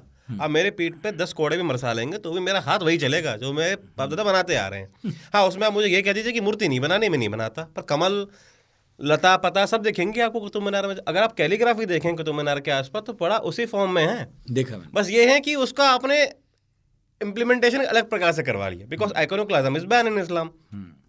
तो ये चीज़ समझने वाली है कि मैं अगर पीढ़ियों से एक चीज़ को बनाता आ रहा हूँ तो मैं एक दिन में नहीं बदल दूंगा उसको, संभव ही नहीं है। ये चीज़ को अकबर ने समझा। तो जब अकबर ने अहमदाबाद जीता, गुजरात जीता, जब बुलंद दरवाज़ा बना तो सीकरी उस समय बन रही थी। बिल्कुल। तो सीकरी में गुजरात के मंदिरों के एलिमेंट्स का भर भर के यूज़ किया गया। सीकरी में तो राजपूत शैली बहुत जी ज्यादा जी उभर के जी, दिखती है। आपको गुजरात राजस्थान भर कर दिखेगा। बिल्कुल। और अकबर ने उसको अपॉर्चुनिटी समझा और उसको वहाँ इस्तेमाल कर लिया। बाकी उन्होंने नहीं समझा, जैसे नहीं, भाई मौका आपके हाथ में चीज़ें हैं, आपको जिस तरह के इस्तेमाल करना आप करिए। इवन इनफैक्ट उसके अलावा मानसिंह बहुत बड़े कैरियर रहे अकबर की फिलॉसफी के। भाई उनको क्या है कि जानबूझ के आगरा और राजस्थान की भी रख नहीं सकते थे, क्योंकि ये डर होता था मुगल शासकों को कि जो सूबेदार थे, 5 जारी मनसबदारी थी, तो उनको ये डर होता था कि अगर इनको आसपास रहेंगे बगावत कर सकते हैं, तो उनको जानबूझ के दूर पोस्टिंग होती थी, जिसको हम आज की भाषा पनिशमेंट पोस्टिंग बोल देते हैं। पर वो पनिशमेंट पोस्टिंग तो नहीं थी। कंधार भेजा, काबुल भेजा, वैसे भी अकबर तो फूफा थे उनके। बिल्कुल, काबुल भेज दिया, बंगाल भेजा, उड़ीसा भेजा। तो ये सब जगह आप अभी आपने उसकी बात करी, क्या बोलते हैं, मंदिर कब्जाने की कि हिंदू राजा, तो उसका बहुत बड़ा उदाहरण है मानसिंह। आप बहुत सारे लोग हमारे जो सुन रहे होंगे वो आमेर गए होंगे, पक्की बात है। आमेर मतलब अब तो टूरिस्ट डेस्टिनेशन बन चुका दिल्ली वालों के लिए, वीकेंड भर भर के लोग जाते हैं। तो आमेर ऊपर शीतला देवी का मंदिर है। हाँ, अब लोगों को जान के ताज्जुब होगा कि शीतला देवी जो वहाँ विराजमान है वो शीतला देवी तो है ही नहीं। बिल्कुल। उनका नाम है जसोरेश्वरी। आप आज बांग्लादेश का मैप खोलें, देयर इज अ प्लेस को जसोर, जो वर्तमान पश्चिम बंगाल की राजधानी कलकत्ता से बिल्कुल पैरेलल लगा हुआ है, बॉर्डर के उस पार। जसोर से उस प्रतिमा को उठाकर as a war trophy Mansingh अपने पास लाए। अच्छा। और उस दिन से बंगाल का इतना ज़्यादा उनके ऊपर असर हो गया कि इवन जब जयपुर शहर की प्लानिंग हुई उनके बाद के पूर्वजों ने, उनके बाद के आने वाले मतलब वंशजों ने की, उसमें बंगाल का बहुत बड़ा प्रभाव था। अच्छा। उस दिन से बंगाल की एंट्री होगी आमेर के अंदर, कचवार टेरिटरी के अंदर। तो समझिए कहाँ हम दो छोर की बात कर रहे हैं भारत की।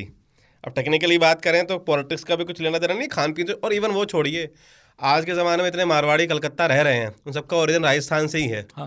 सबकी हवेलियाँ खाली पड़ी हैं, धंधे वहाँ चल रहे हैं।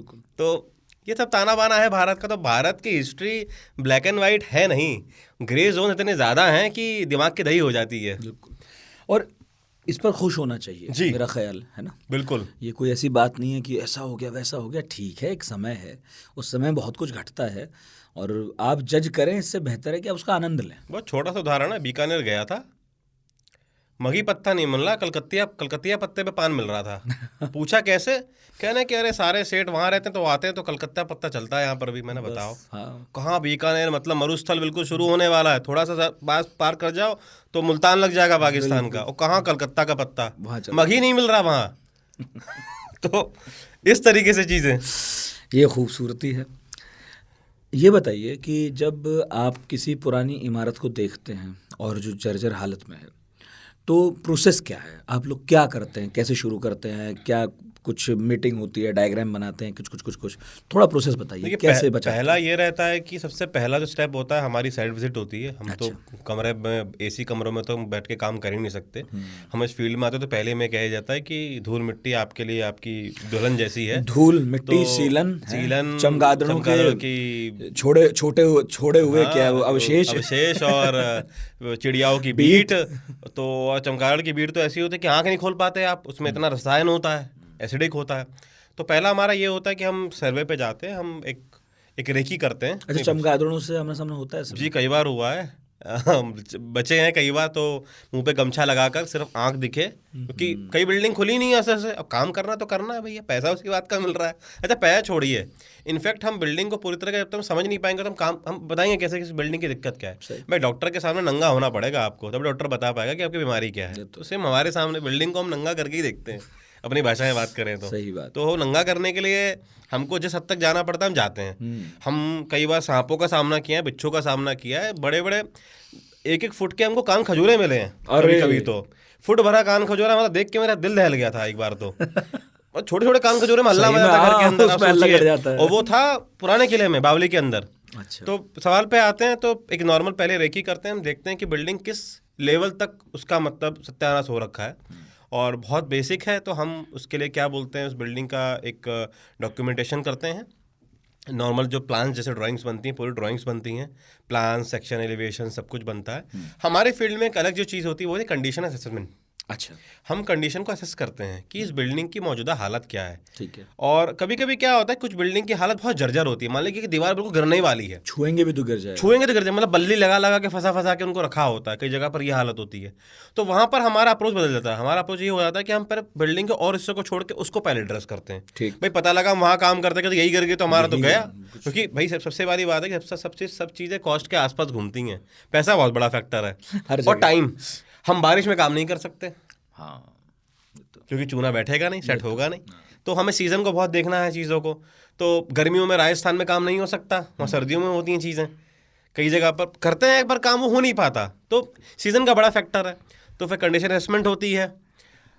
कई बार क्लाइंट्स ऐसे आते हैं जो सिर्फ कहते हैं कि आप कंडीशन असेसमेंट करके बताइए, बाद हम उसके बाद देखेंगे कि कहाँ पर कितना काम करना है, क्योंकि हर किसी के पास ना पैसा नहीं होता। तो वो भी चीज़ें होती हैं। कई लोग बोलते हैं पैसा बहुत है, आप बताइए कैसे करना है। तो आपके क्लाइंट कौन होते हैं? प्रोसेस क्लाइंट बेसिकली इसमें क्या होता है, जनरली कई सारा काम जो होता है वो archaeological survey of India outsource करता है, क्योंकि ASI क्या है, अंडर स्टाफ है, ये हम सब जानते हैं। सरकारी महकमे जैसे वो भी हैं।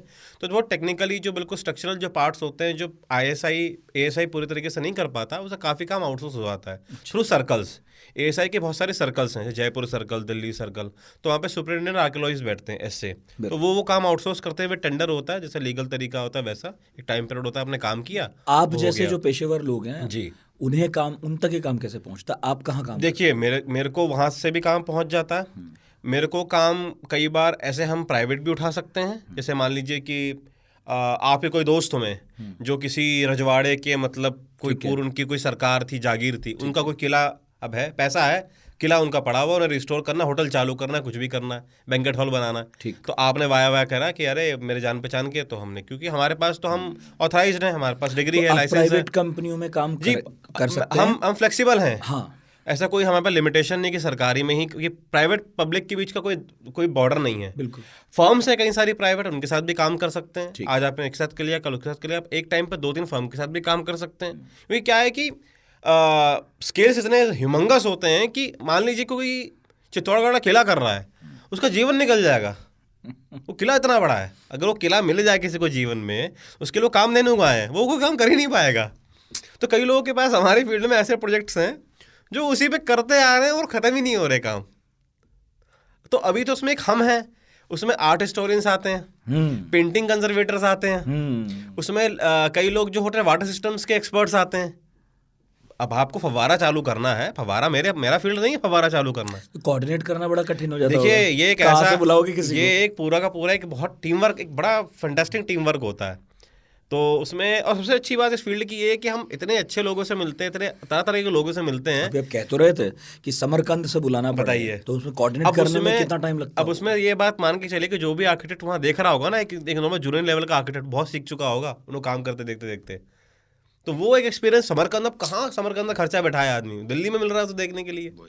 तो ये तरीका होता है मोटा मोटी काम करने का। उसमें आजकल कई सारे प्राइवेट ट्रस्ट भी उतर आए हैं। टाटा ट्रस्ट काफ़ी काम करता है कंजर्वेशन का, और भी बहुत सारे प्राइवेट ट्रस्ट हैं। आगा खान की आप बात कर ही रहे थे। आगा खान काम करता है, ऐसे बहुत सारे ट्रस्ट हैं। क्योंकि सरकार के पास आजकल क्योंकि देखिए मिनिस्ट्री ऑफ कल्चर, जब हम यूनियन बजट हमारा जब आता है तो मिनिस्ट्री ऑफ कल्चर के पास फंड आता है। मिनिस्ट्री ऑफ कल्चर के पास जो फंडिंग आती है यूनियन बजट की, उसका बहुत बड़ा चंक एएसआई के पास चला जाता है। पर आपको समझना पड़ेगा कि एएसआई के पास 3,500 से ऊपर इमारतें हैं। उसके अलावा, उन इमारतों के अलावा उसका अपना स्टाफ है, उसको एक्सकवेशन भी करवाने हैं, उसको रिस्टोरेशन भी करवाने हैं। एक्सकवेशन का खर्चा बहुत ज़्यादा होता है। अगर आपने देखा होगा, बिल्डिंग के रिस्टोरेशन ज़्यादा होती है बजाय एक्सकवेशन के। कारण क्या है? खर्चा। आप उतना, क्योंकि एक्सकवेशन के खर्चे में तो आप उसके मुकाबले कुछ 2 या 3 बिल्डिंग शायद कर लें। मैं टेक्निकली शायद सही ना हूँ, पर एक मैं लमसम एक आइडिया दे रहा हूँ आप लोगों को। तो उस तरह की चीज़ें होती हैं। तो और अगर मैंने एक बार शायद 2-3 साल पहले जब यूनियन बजट आया था, तो मैंने सिर्फ उन 3-3.5 हज़ार इमारतों को जब डिवाइड किया, तो हर इमारत के पास सिर्फ 30 से 40 लाख रुपए आते हैं। 40 लाख रुपए में आप कॉन्जर्वेशन का काम नहीं कर सकते। उसमें दिक्कत से बड़ी एक और ये भी है। मान लीजिए आगरा सर्कल की बात करता हूँ। आगरा सर्कल का नाम लूंगा, ज़्यादातर लोग समझ पा रहे हैं आगरा सर्कल में सबसे बड़ी इमारत क्या है, वो ताजमहल। ताजमहल के आड़ में और इमारतों पर बात ही नहीं पहुंच पाती। क्या करेंगे आप? सब वहां लग जाता है। ऐसे बेचारा क्या करे भाई? सारा वीआईपी विजिट वहां होता है और रेवेन्यू आ रहा है वहां से। मैं गलत भी क्यों भाई? गलत भी क्यों है? जब पैसा आ रहा है तो आदमी में फोकस रहेगा। तो उसी चक्कर में क्या होता है, मथुरा में जो साइट्स हैं वो रह गई। आगरे में, अच्छा आगरे में सिर्फ ताजमहल, फोर्ट, इत्मादुद्दौला नहीं है। आगरे में भर भर के मुगल पीरियड की इमारतें हैं। हवेलियां हैं कितनी मुगल सरदारों की, सब पड़ी हुई खंडरों में। तो वहाँ पर प्राइवेट पैलेस का पैसा चाहिए होता है, जो कि ऐसा ही अब धीरे धीरे शुरू किया। उस पर भी काफ़ी सारी दिक्कतें हैं। दिल नहीं दुखता देख के कि कितनी सारी इमारतें जिन्हें बचना चाहिए था, वो बजट की कमी के चलते आप देखते हो कभी कभी भरभरा रही हैं। कभी एक कमरा गिरा, कभी एक दरवाजा गिर गया। आज पता नहीं, मैंने गिनती नहीं रखी, पर मेरे सामने से बहुत सी इमारतें गायब हो गई। तो वहाँ पर जहाँ तक संभव हुआ तो मैंने उनको पेपर पे सहेजने की कोशिश करी, फोटोग्राफ्स लिए, उनके ड्राइंग्स मैं कर लेता हूँ कि अब क्योंकि मेरे हाथ में उतना है नहीं, और सामने वाला भी ऐसा हो जाता है। आपको मैं एक छोटा एग्जांपल देता हूँ। वृंदावन में वाहिद अली शाह के पीरियड पे एक मंदिर बना। पहली बार उस क्षेत्र में इटालियन मार्बल यूज़ हुआ। अच्छा। और फव्वारे 2 सुंदर बने। अभी हाल फिलहाल में दोनों फव्वारे तोड़ दिए गए। कारण ये है कि पानी है खारा। खारे पानी में क्या होता है, वो झरझर के पत्थर गिर रहा है। ओहो। अब वो मालिक ने मुझे बुलाया, वो जानते हैं मेरे को। उन्होंने बोला भारत शान जी बताइए क्या करें। मैंने कहा नया बनवा लीजिए। नए में तो मज़ा आएगा, मैं वास्तव में मज़ा नहीं आएगा, वो 2 अलग टेक्सचर दिखेंगे। कह रहे हैं इसका मेंटेनेंस संभव नहीं हमारे लिए, बंदर और हैं वृंदावन में, बंदर बहुत। तो उस चक्कर में अब मैं क्या बोलता। मैंने कहा अब आपकी प्रॉपर्टी है, आप समझते हैं बाप दादाओं की बात है, जो आपको ठीक लगे। तो उन्होंने वही लिया, उन्होंने तोड़ दिया, सपाट कर दिया उसको। मैंने वहाँ जाकर ये कर लिया कि मैंने उसकी डायमेंशंस ले ली, उसकी ड्राइंग बना ली और उसकी फ़ोटोग्राफी कर ली, बस। और कुछ कर नहीं सकते, क्योंकि अपने पास इतना पैसा होता तो भी पूरे भारत की इमारतें मैं संवार लूँ, ये संभव तो नहीं है। हर गांव, हर गली कूचों में इतनी चीज़ें हैं कि मतलब मैं अभी भी बता रहा हूँ, भारत अभी बहुत हद तक अनएक्सप्लोर्ड है, काफ़ी हद तक। हम सिर्फ उन्हीं डाटा पे जी रहे हैं जो अंग्रेज छोड़ के चले गए हमारे पास। उसके बाद हम ज़्यादा कर नहीं पाए। हर फील्ड में इतना ही सच क्यों लगता है बार बार? ये जो अंग्रेज छोड़ गए वो रेलवे, ये अंग्रेज छोड़ गए वो सड़कें, ये अंग्रेज छोड़ गए ये डेटा। अब आर्कियोलॉजिकल सर्वे ऑफ इंडिया जो बहुत बड़ी एक इंस्टीट्यूशन बॉडी है, उसके अगर हम इस्टेब्लिशमेंट का श्रेय अगर हम दें, जो कि इतिहास कहता है, वो फिर अंग्रेज़ों के थ्रू ही होता है। हालांकि वो अलग बात है कि उनको हिस्ट्री स्टडी करने का और उनका जो इस चीज़ों पे इंटरेस्ट लेने के तरीके दूसरे थे। पर out of all those things अगर हम फिर भी उसमें कुछ अच्छा ढूंढें तो ये था कि जितना आज हम देख पा रहे हैं वो सब उनकी पीरियड में बच गया। वरना आप लॉर्ड कर्जन जब वाइसरॉय बने, मैं लॉर्ड कर्जन की इसलिए बात कर रहा हूँ कि लॉर्ड कर्जन का नाम आती है, बंगाल विभाजन दिमाग में आता है। और बंगाल विभाजन के लिए उनको जो गाली पड़ती है वो बिल्कुल पढ़नी चाहिए, वो एक बहुत बड़ा जघन्य डिसीजन था। पर उसके पैरेलल जो एक बहुत अच्छा काम जिस बारे में हम बात कर रहे हैं वो ये था कि वो अपने कार्यकाल में एक 25 साल के नौजवान को भारत लाते हैं विदेश से, मतलब विलायत से। उनका नाम सर जॉन मार्शल है। और sir John Marshall archaeological survey of India के मात्र 25 साल में डायरेक्टर जनरल बनते हैं। मतलब मैं 30 का होने वाला हूँ, अब समझ लीजिए तब तक तो उन्होंने कितना कुछ कर लिया था।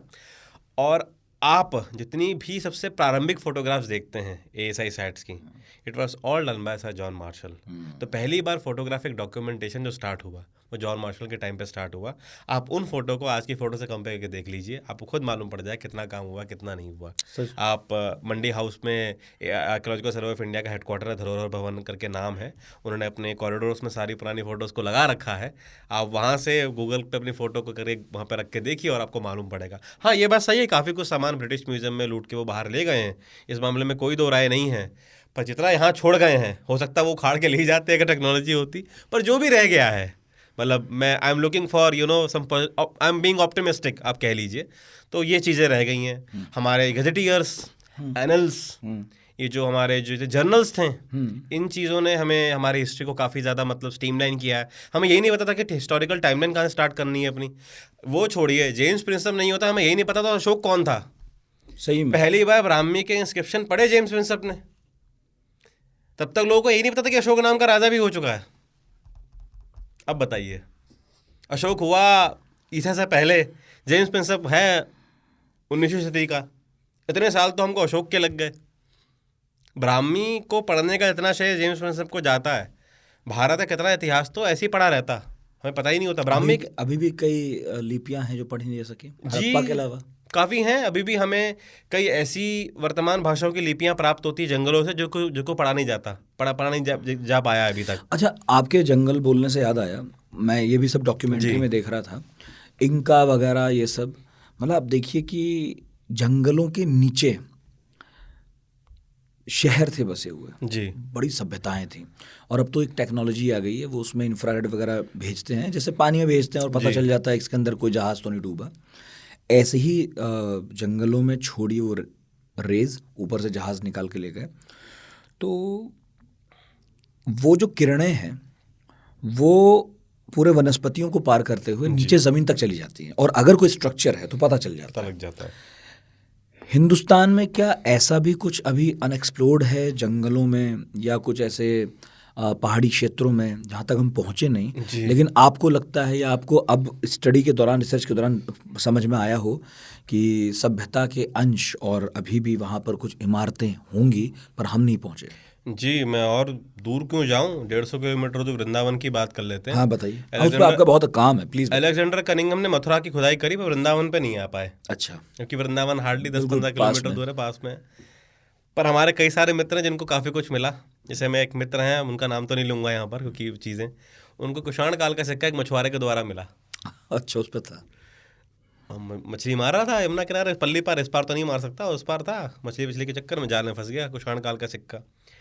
कुषाण काल में काफ़ी सारी शाल भंजिकाएँ हमें मिली। शाल भंजिका होती हैं, स्त्रियों की आकृतियाँ होती हैं जो एक डाली को पकड़े रहती हैं, अगर मैं बहुत सामान्य भाषा में बात करूं, और वो लगती थी स्तूपों के जो तोरण, जो द्वार तोरण होते हैं उनके साइड्स में, तो उनको शाल भंजिका बोलते हैं। कुषाण कितने साल पहले हुआ? कुषाण आपका लगभग मान लीजिए कि बिल्कुल ईसा से पहले से भी उनका शुरू होता है, पर ईसा के लगभग बाद, लगभग पहली 2वीं सदी तक, मतलब 2021 साल, 100-200 सदी के ईसा सदी पर, मतलब ईसा लेकिन 2000 साल पुरानी चीजें मिल बिल्कुल 2000 साल पुरानी चीजें। हाँ, और मैं इसलिए कह रहा हूँ क्योंकि आज से कुछ सालों पहले तक मथुरा में बहुत ज़्यादा स्मगलिंग करी गई है। मथुरा की कुषाण काल की मूर्तियों की लोगों ने बुलडोजर से मूर्तियाँ खोद कर बेची हैं।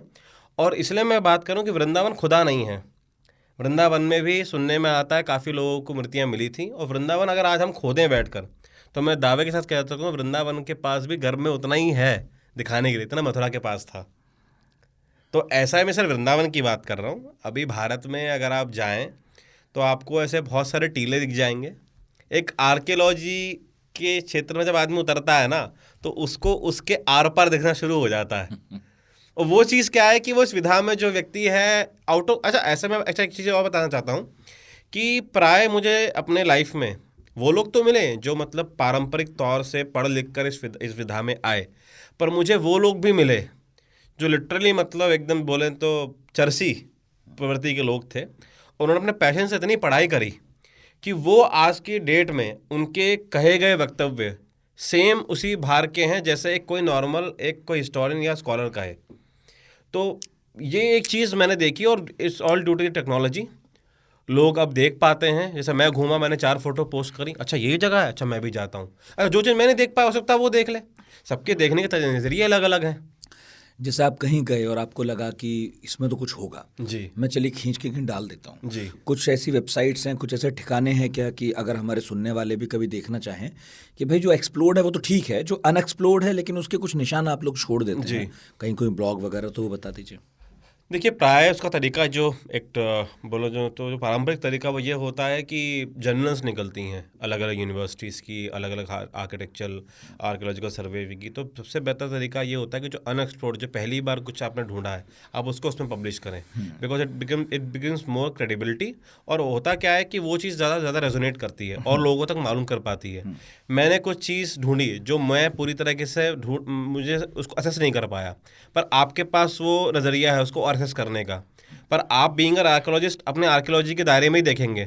पता लगा मैंने उसको नवभारत में छपवा दिया, क्या मतलब उसका? कोई मतलब नहीं है। पर हाँ, कई प्रीमेच्योर लोग ऐसे हैं, मैच्योर लोग हैं जो उसको छपवा देते हैं। तो यदा कदा भाग्य में होता है, चीज़ें कभी कभी मिल जाती हैं उन लोगों को भी, ऐसा भी होता है। अच्छा, मथुरा के बारे में तो अब जैसे द्वारका को जी। लेकर हो रहा था कि पता नहीं कुछ हो, क्या पता ना हो, लेकिन मिल गया जी। फाइनली। वहाँ समुद्र के नीचे जाकर ठीक ठाक अवशेष मिले हैं, बिल्कुल। फोटोग्राफी की गई है और अब वो उपलब्ध है, सब देख भी सकते हैं कि वहाँ से नीचे ईंटें वगैरह मिल रही हैं। पैरेलली मथुरा में भी उस वक्त लोग थे। हम अगर महाभारत काल को ठीक ही माने और अगर द्वारका को उसी का हिस्सा माने तो फिर तो मथुरा था। आपको चूंकि आपका रिसर्च भी है उस तरफ, तो मथुरा, वृंदावन, यहाँ वहाँ घूमते हुए कितनी पुरानी इमारतें आपको मिली, और क्या किसी भी तरह से हम महाभारत काल का प्रमाण ढूंढ सकते हैं वहाँ? आप ढूंढ पाए? देखिए, मैंने जैसा कहा कि महाभारत काल की जो एक्सकवेशन, जो एक पर्टिकुलर जो पोट्री जिसको बोलते हैं, उसका नाम है NBPW, northern black ware pottery उसको बोलते हैं। वो जहाँ मिलती है हम उस क्षेत्र को, उस स्थान को महाभारत और रामायण कालीन का हम उसको वो देते हैं। उसमें सबसे पहले जो हमारे जो भी कुछ महीने पहले प्राप्त हुए सर बीबी लाल, जिन्होंने अयोध्या, कौशाम्बी, इन सब जगह का एक्सकवेशन किया, उस तरह का एक्सकवेशन मथुरा में नहीं हो पाया। पर मथुरा के इतिहास की हम जो बात करें, जो आर्कियोलॉजिकल एविडेंस जो हमें बताते हैं वो ये है कि ईसा पूर्व से पहले तक का इतिहास जाता है और गुप्त और गौतम बुद्ध के समय तक का जाता है। और सबसे रोचक बात यहाँ पर यह है कि हमारे पास लोगों को स्तूप के नाम से लगता है कि स्तूप मतलब बुद्ध, पर ऐसा नहीं है। जैनियों ने पहले स्तूप बनाए और हमको उसका उदाहरण मथुरा में मिलता है। तो मथुरा में जो सबसे पहला हमको जो स्तूप का उदाहरण मिलता है मथुरा के अंदर, वो है जैन स्तूप का बजाय बौद्ध स्तूप का। तो जैन और बौद्ध दोनों परस्पर रहे, और मथुरा जितना हम आज वैष्णव देखते हैं वो वैष्णव था ही नहीं, वो एक बहुत बड़ा शैव और शाक्त सेंटर रहा। मतलब बौद्ध जैन के बाद शैव और शाक्त रहा। तो ये जो हम वैष्णव जो आवरण देख रहे हैं भारत के अन्य अन्य शहरों में, ये बहुत बात की चीज़ें हैं। इतिहास बहुत लंबा चौड़ा गया है।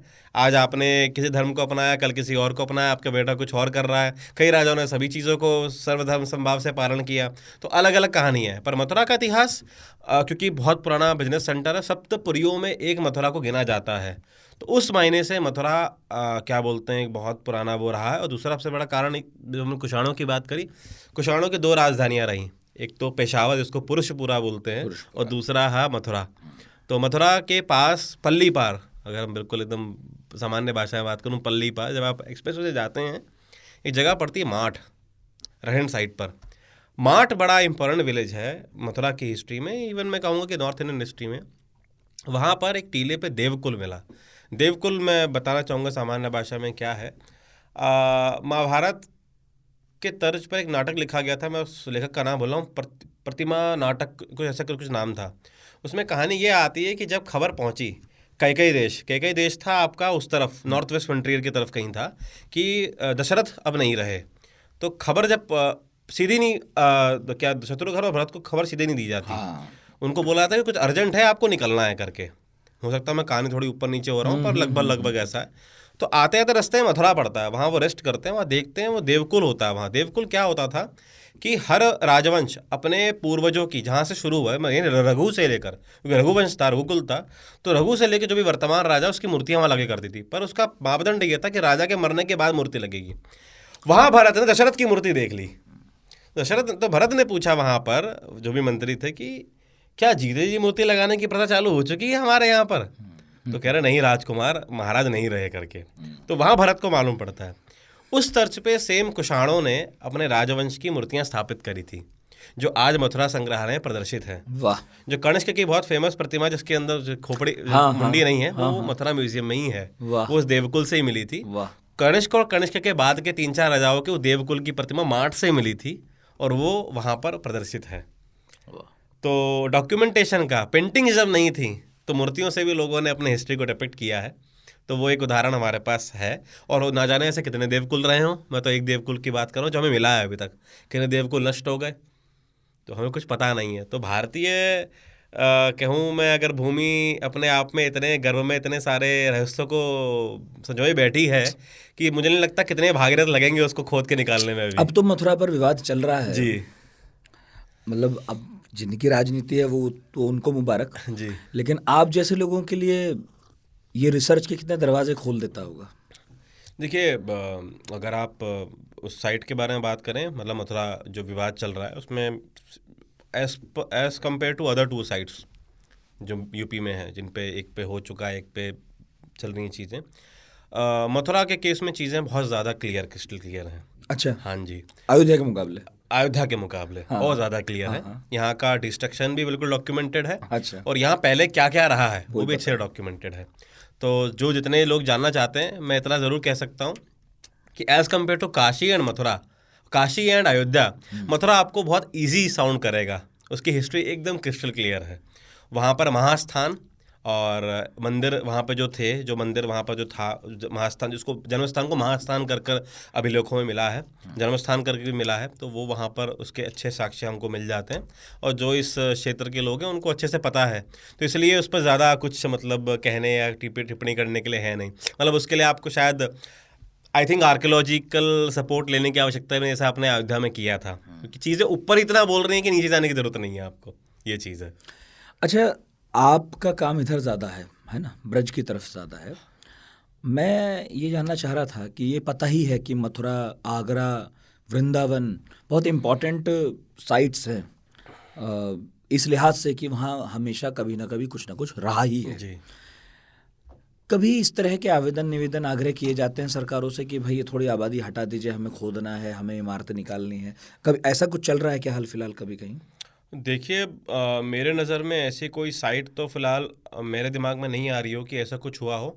पर हाँ, मैं इतना ज़रूर कह सकता हूँ कि ऐसे लगभग मेरे ख्याल से अनगिनत साइट्स हैं जहाँ पर आर्कियोलॉजिस्ट को पता है कि यहाँ नीचे कुछ है, पर उनको वहाँ से हटाना उस बस्ती को बहुत टेढ़ी खीर है। उसमें इतने कागजी कार्रवाई हैं, वो करते करते तो मुझे लगता है वो ऑफिसर रिटायर हो जाए वहाँ से। तो जो आप वो चीज़ कह रहे हैं, मैंने वही चीज़ वृंदावन के लिए कही। वृंदावन इतना डेवलप हो चुका है आज के डेट में ऊपर कि आप बोलेंगे अरे पागलपन है, कौन खोदेगा। पर मैं बता रहा हूँ, अगर मान लीजिए कुछ ऐसा एक जादू की छड़ी हो कि एक छड़ी में सब ऊपर से बिल्डिंग हट जाए, तो मैं वही कह रहा हूँ कि भारत में ऐसी अनगिनत जगह हैं। टेक्नोलॉजी नहीं है अभी इस तरह की नीचे देखा सकते, वही मैं कह रहा था। तो लोग यहाँ पर दिक्कत ये है कि फिर वो ज़मीनें, वो ऐसे हड़कम, एक इंची टेप निकाल लीजिए आप, पश्चिम उत्तर प्रदेश में लोगों को हड़कम मच जाता है, ज़मीनें हड़पने आ गए। तो वो सारी दिक्कतें हैं। ये वही मथुरा है जिसके बारे में हम पढ़ते रहे कि यहाँ कृष्ण हुए। जी। और कृष्ण को लेकर तो मेरा ख्याल है, राम को लेकर तो एक बार को विवाद है, कोई कहेगा है, कोई कहेगा नहीं थे। कृष्ण को लेकर काफ़ी हद तक सहमति बनी हुई है कि वो थे। महाभारत को लेकर भी एक सहमति मोटा माटी है कि हाँ, एक बड़ा युद्ध तो हुआ था। इसीलिए मथुरा को लेकर भी एक आम सहमति है। और अब द्वारका ने भी उसकी पुष्टि की कि यहाँ सभ्यता तो थी। जब आप ये पढ़ रहे थे, लिख रहे थे, तो क्या ये वही इलाके हैं या कोई और स्वरूप था यहाँ का? अगर मैं कहूँ हमें लेके चलिए थोड़ा और पहले, कुछ साल, हजार साल पहले। स्वरूप तो ऑब्वियसली जो हम आज देख रहे हैं थोड़ा सा भिन्न रहा होगा, पर अगर आप मुझसे बात करें कि क्या लगभग ये वो रीजन था, तो मैं कहूँगा हाँ, ये वही रीजन रहा है, क्योंकि कृष्ण आते हैं वृष्णि कुल से। और वृष्णि कुल जो रहा है वो आज भी जो बिल्कुल पैरेलल, थोड़ा सा आप राजस्थान में जादौन राजपूत, वो उसी से निकलते हैं। फिर भरतपुर, फिर ये करौली, फिर पूरा वो बेल्ट जो है। फिर बटेश्वर से वासुदेव बिलोंग करते थे, वहाँ पर यमुना किनारा है, वहाँ शिव मंदिर हैं। अच्छा, टेक्निकली देखा जाए, मतलब ये ऐसे एक नॉर्मल एक बात करने के लिए कि कृष्ण के जो पिताजी हैं वो शैव शिव उपासक हैं। अच्छा। तो अब क्योंकि उस समय ऐसा वैष्णव शैव करके हम शायद उसको कॉम्प्लिकेट ना करें, पर चीज़ें मतलब इतनी ज़्यादा फ्लूइड रही हैं। और हमें काफ़ी सारी चीज़ें आर्कियोलॉजिकली हमें मिलती हैं जो मतलब बिल्कुल, जैसे बहुत छोटी सी बात करूं, एक बहुत फेमस आता है, एक भागवत में एक कथा आती है, इसमें भगवान को ओखल से बांध देती हैं यशोदा, और वहाँ से उनका नाम दामोदर पड़ता है, क्योंकि उधर पे उनके वो तो दामोदर नाम कृष्ण का पड़ा, तो भगवान रोते हैं, तो वो छोड़ती नहीं है, तो भगवान फिर उसको लेकर चलते हैं और वो 2 अर्जुन के पेड़ों को फाड़ देते हैं, जिसमें से 2 यक्ष निकलते हैं। अब यक्ष उपासना मथुरा में बहुत प्राचीन समय से रही है। अच्छा। अब वो देखिए कि किस तरीके से यक्षों को उस कहानी में सम्मिलित किया गया। तो इन सब चीज़ों से जब आप भागवत को बहुत ही क्रिटिकल देखिए, भागवत को फिर आपको ऐसा आस्तिक तो आप ठीक है हो सकते हैं, पर थोड़ा सा आपको उसको थोड़ा कमतर करते हुए ऐसा क्रिटिकली आपको पढ़ना पड़ेगा, तब आपको चीज़ें मिलेंगी वो रिलेट करती हैं। एज अ टेक्स्ट पढ़ेंगे, सेक्रेट टेक्स्ट पढ़ेंगे, ठीक है, उसका अपना मजा है, दुनिया कर रही है वो भी करें, ठीक है, मैं वैसे भी करता हूँ और मैं अपने तरीके से भी करता हूँ। लेकिन अच्छा, कितना दुखद है कि यूं तो अच्छा है कि देखिए इतिहास को देखने के बहुत तरीके, देखने का मतलब इतिहास के स्रोत बहुत सारे हैं, है ना, कभी स्तंभ मिलेगा, कभी कोई स्मारक मिलेगा, कुछ मिलता रहेगा, लेकिन इमारतें शायद सबसे पहले नष्ट हो जाती हैं। बिल्कुल, पुरानी इमारतों का, जैसे हमने जब मंदिरों की बात करी तो काफ़ी इतिहासकार ये कहते हैं कि हो सकता है कि वो मंदिर पहले लकड़ी के बने हों, संभव है, पर हम जानते हैं कि बीइंग अ बायोडिग्रेडेबल मटेरियल लकड़ी एक्सिस्ट नहीं कर सकती तो लंबे समय तक, तो वो मंदिर नहीं रहे। हो सकता है उसके बाद ईंटों के मंदिर रहे हों, क्योंकि उसके हमें उदाहरण मिलते हैं, क्योंकि हमें जो उदाहरण मिलते हैं वो ईसा पूर्व के बाद के मिलते हैं। हो सकता है ईसा पूर्व के पहले के भी हों। नहीं, मंदिरों का स्वरूप हमेशा ऐसे ही रहा, नहीं बदला है ना, बदला है। क्योंकि जब आप स्तूप की बात कह रहे थे तब मुझे ध्यान आया कि ये भी बहुत संभव है कि बाद में जो सनातन धर्मियों ने मंदिर बनाए जी, उन पर बहुत प्रभाव स्तूपों का पड़ा हो और हमने भी गुंबद बनाए, फिर जी ऐसा भी हुआ होगा। जो मंदिरों की आपने बात करी कि क्या सेम टाइप के रहे कि बदला, बिल्कुल स्वरूप बदला है। उसमें 2-3 फैक्टर हैं, पहला ज्योग्राफी, दूसरा मटेरियल, तीसरा टेक्नोलॉजिकल एडवांसमेंट। मैंने टेम्पल 17 की बात करी, गर्भ मंदिर का मैंने आपको बताया था पैमाना 1-1.25 मीटर के आसपास। अब बृहदेश्वर को कंपेयर कीजिए, क्या सेम बचा है चीज़ें? तो विद टाइम चीज़ें बदली हैं, मटेरियल के यूजेस बदले हैं, क्राफ्टमैनशिप के चीज़ें तरीके बदले हैं। और आप डोम की जो बात कर रहे थे, आप पता नहीं कलिंग की तरफ गए हैं कि नहीं की, ज़्यादा उड़ीसा की तरफ आप गए कि नहीं गए, वहाँ पर एक टेक्निक दिखती है कॉर्बलिंग होता है, आपने 2 पत्थर रखे, फिर 2 पत्थर और पास में, 2 पत्थर और पास में, धीरे धीरे क्या होता है वो चीज़ें पास आने लग जाती हैं। अच्छा। और एक गुम्बज तो नहीं, पर एक गुम्बजनुमा आवरण अंदर से आ जाता है, एक ऊपर एक कैसे करते हैं, उसे हम कॉर्बलिंग बोलते हैं। अगर आप पुरी जाएं, ठीक है, पुरी मंदिर में जिस मंडप से दर्शन करते हैं वो कॉर्बलिंग का ही स्वरूप है। अच्छा, तो हमको क्या था, जो हमारे शिखर निर्माण की जो पद्धति है उसमें डोम की आवश्यकता हमको थी ही नहीं, तो जब जिस चीज़ की आवश्यकता पड़ी नहीं तो वहाँ तक किसी ने सोचा नहीं। और ये भी हो सकता है कि हम जिस शिखर को देख रहे हैं आज की डेट में, हो सकता है कि गुंबज और उसका फुटप्रिंट लगभग सेम जगह चलता हो, पर जो मैनिफेस्ट हो रहा है वो कुछ और है। अभी अगर आप देखें तो अक्षरधाम मंदिर को आप जब क्रॉस करते हैं, गुंबज हैं वो, उसको मैं शिखर नहीं कहूँगा, आप देखेंगे डोम है, पर क्योंकि वो बनाया उस एक मतलब क्या बोलते हैं क्राफ्ट्समैन कम्युनिटी ने है, जो अपने अंदर उस डोम को इम्प्लीमेंट कर चुकी है। आप वही सेम कम्युनिटी आज की डेट में अयोध्या जन्मभूमि का मंदिर बना रही है, डोम वहां भी आ चुका है, तो आप कहाँ तक डिबेट करेंगे? तो मुद्दा ये कि cultural assimilation with time and technology आपको लेने पड़ते हैं। पर हाँ, डोम का इतना मैं ज़रूर कह सकता हूँ कि डोम जो लोग कहते हैं कि शायद इंडिया में नहीं था, ऑब्वियसली मुझे लगता है टेक्निकली हम उसके तरीके से बहुत और चीज़ें कर रहे थे, इसलिए हम वहाँ तक नहीं गए, जो कि ऑब्वियसली हम कहते हैं मिडिल ईस्ट से, इस्लामिक कंट्रीज से ही। तो हो सकता है कि अलाई दरवाज़ा जो है कुतुब मीनार के बाद, उसको पहला हम फ्री स्टैंडिंग डोम कहते हैं इंडियन कंटेक्स्ट में, जो कि अलाउद्दीन खिलजी ने बनवाया था, वो सबसे पुराना डोम इंडियन कंटेक्स्ट में है। तो उसको देखें और इसको देखें तो चीज़ों को लगता है कि हाँ चीज़ें हो सकती हैं, कि चीज़ें अलग अलग हों। अगेन फर्दर रिसर्च है, लोग कर रहे हैं, कई लोगों के अपने भी धर्मांधता होती हैं, अलग अलग चीज़ें तरीके से होता तो लोग देखते हैं उसको। बट हाँ, एज अ स्कॉलर मैं देखूँ तो I am ready to accept everything if someone is able to convince me with certain facts. ठीक है, क्या दिक्कत है, मुझे मानने को तैयार हूँ मैं उसको। ऐसा कैसे कैसे मंदिर बनते थे और अब किस किस तरह से बनने लगे, इसमें तो बहुत फ़र्क आई गया। जब हमने अपने दोस्तों को पढ़ाकू पार्टी पर बताया, हमारा जो टेलीग्राम ग्रुप और व्हाट्सएप चैनल है, व्हाट्सएप ग्रुप है, तो वहाँ बहुत सारे लोगों ने सवाल भेजे। हमने बताया कि आप आने वाले हैं तो कुछ सवाल भेज दिए जाएँ। तो उसमें शहजाब ज़फ़र साहब हैं, उनका एक सवाल है कि मैसूर में वाडियार राजवंश का मैसूर पैलेस और टीपू सुल्तान दोनों के महल और किले वगैरह मौजूद हैं अभी। संरक्षण की दृष्टि से यदि देखें तो मैसूर पैलेस की स्थिति तो बहुत अच्छी है, सभी कमरों की करीब करीब। और दरबार हाल वहाँ पर जो है वो ऐसा लगता है भाई दरबार जैसे कल ही लगा हो, इतना अच्छा है। लेकिन टीपू से जुड़ी स्मृतियों का बुरा हाल है। कभी आपका ध्यान उधर गया हो तो बताइए ऐसा जी, क्यों? मैं गया हूँ मैसूर 2-3 बार, और मैं अपने मतलब क्योंकि मैं गया हूँ तो इसलिए बता सकता हूँ, क्योंकि उसमें कई ऐसी टेक्निकलिटीज़ होती हैं जो आम जनता तक नहीं पहुँच पाती। कारण क्या है? सबसे बड़ा कारण इसमें ये है कि मैसूर जो पैलेस है, मैसूर का राज परिवार वहाँ रहता है, वो उनकी प्राइवेट प्रॉपर्टी है, वो एएसआई प्रॉपर्टी नहीं है। और दशहरा दरबार लगता है, दशहरे पर वहाँ दरबार लगता है, तो उनको उस 9 दिन के लिए उस प्रॉपर्टी को मेंटेन रखते हैं। रेवेन्यू जनरेशन होता है, शादियाँ ब्याह भी होते हैं, वहाँ से रेवेन्यू जनरेट होता है। बजाय आपने जो टीपू सुल्तान के समर पैलेस की और जो उनके समाधि की जो बात करी, जो कब्र उनकी वहाँ पर है, वो एक एएसआई मॉन्यूमेंट है। तो आप समझ लीजिए कि प्राइवेट और पब्लिक के बीच इतना बड़ा एक अंतर होता है, तो उस कारण चीज़ें डिफर कर जाती हैं, और कोई चीज़ें नहीं है उसमें। ये इधर से इधर कैसे जाता है, मतलब किसी की निजी संपत्ति एएसआई के पास कैसे जाती है? कोई देना तो चाहता नहीं है। बिल्कुल, वो तो है ही। पर हाँ, कोई सामने से कभी कभी कुछ चीज़ें ऐसी होती हैं, वहाँ पर कुछ ऐसा निकल के आ जाए जो नेशनल इंपॉर्टेंस में हो, तो वहाँ पर वो फिर प्राइवेट पोजीशन छोड़ना पड़ता है लोगों को। मुझे ऐसा कोई उदाहरण तो नहीं याद आ रहा, पर हाँ, हो सकता है अगर कुछ ऐसा हो।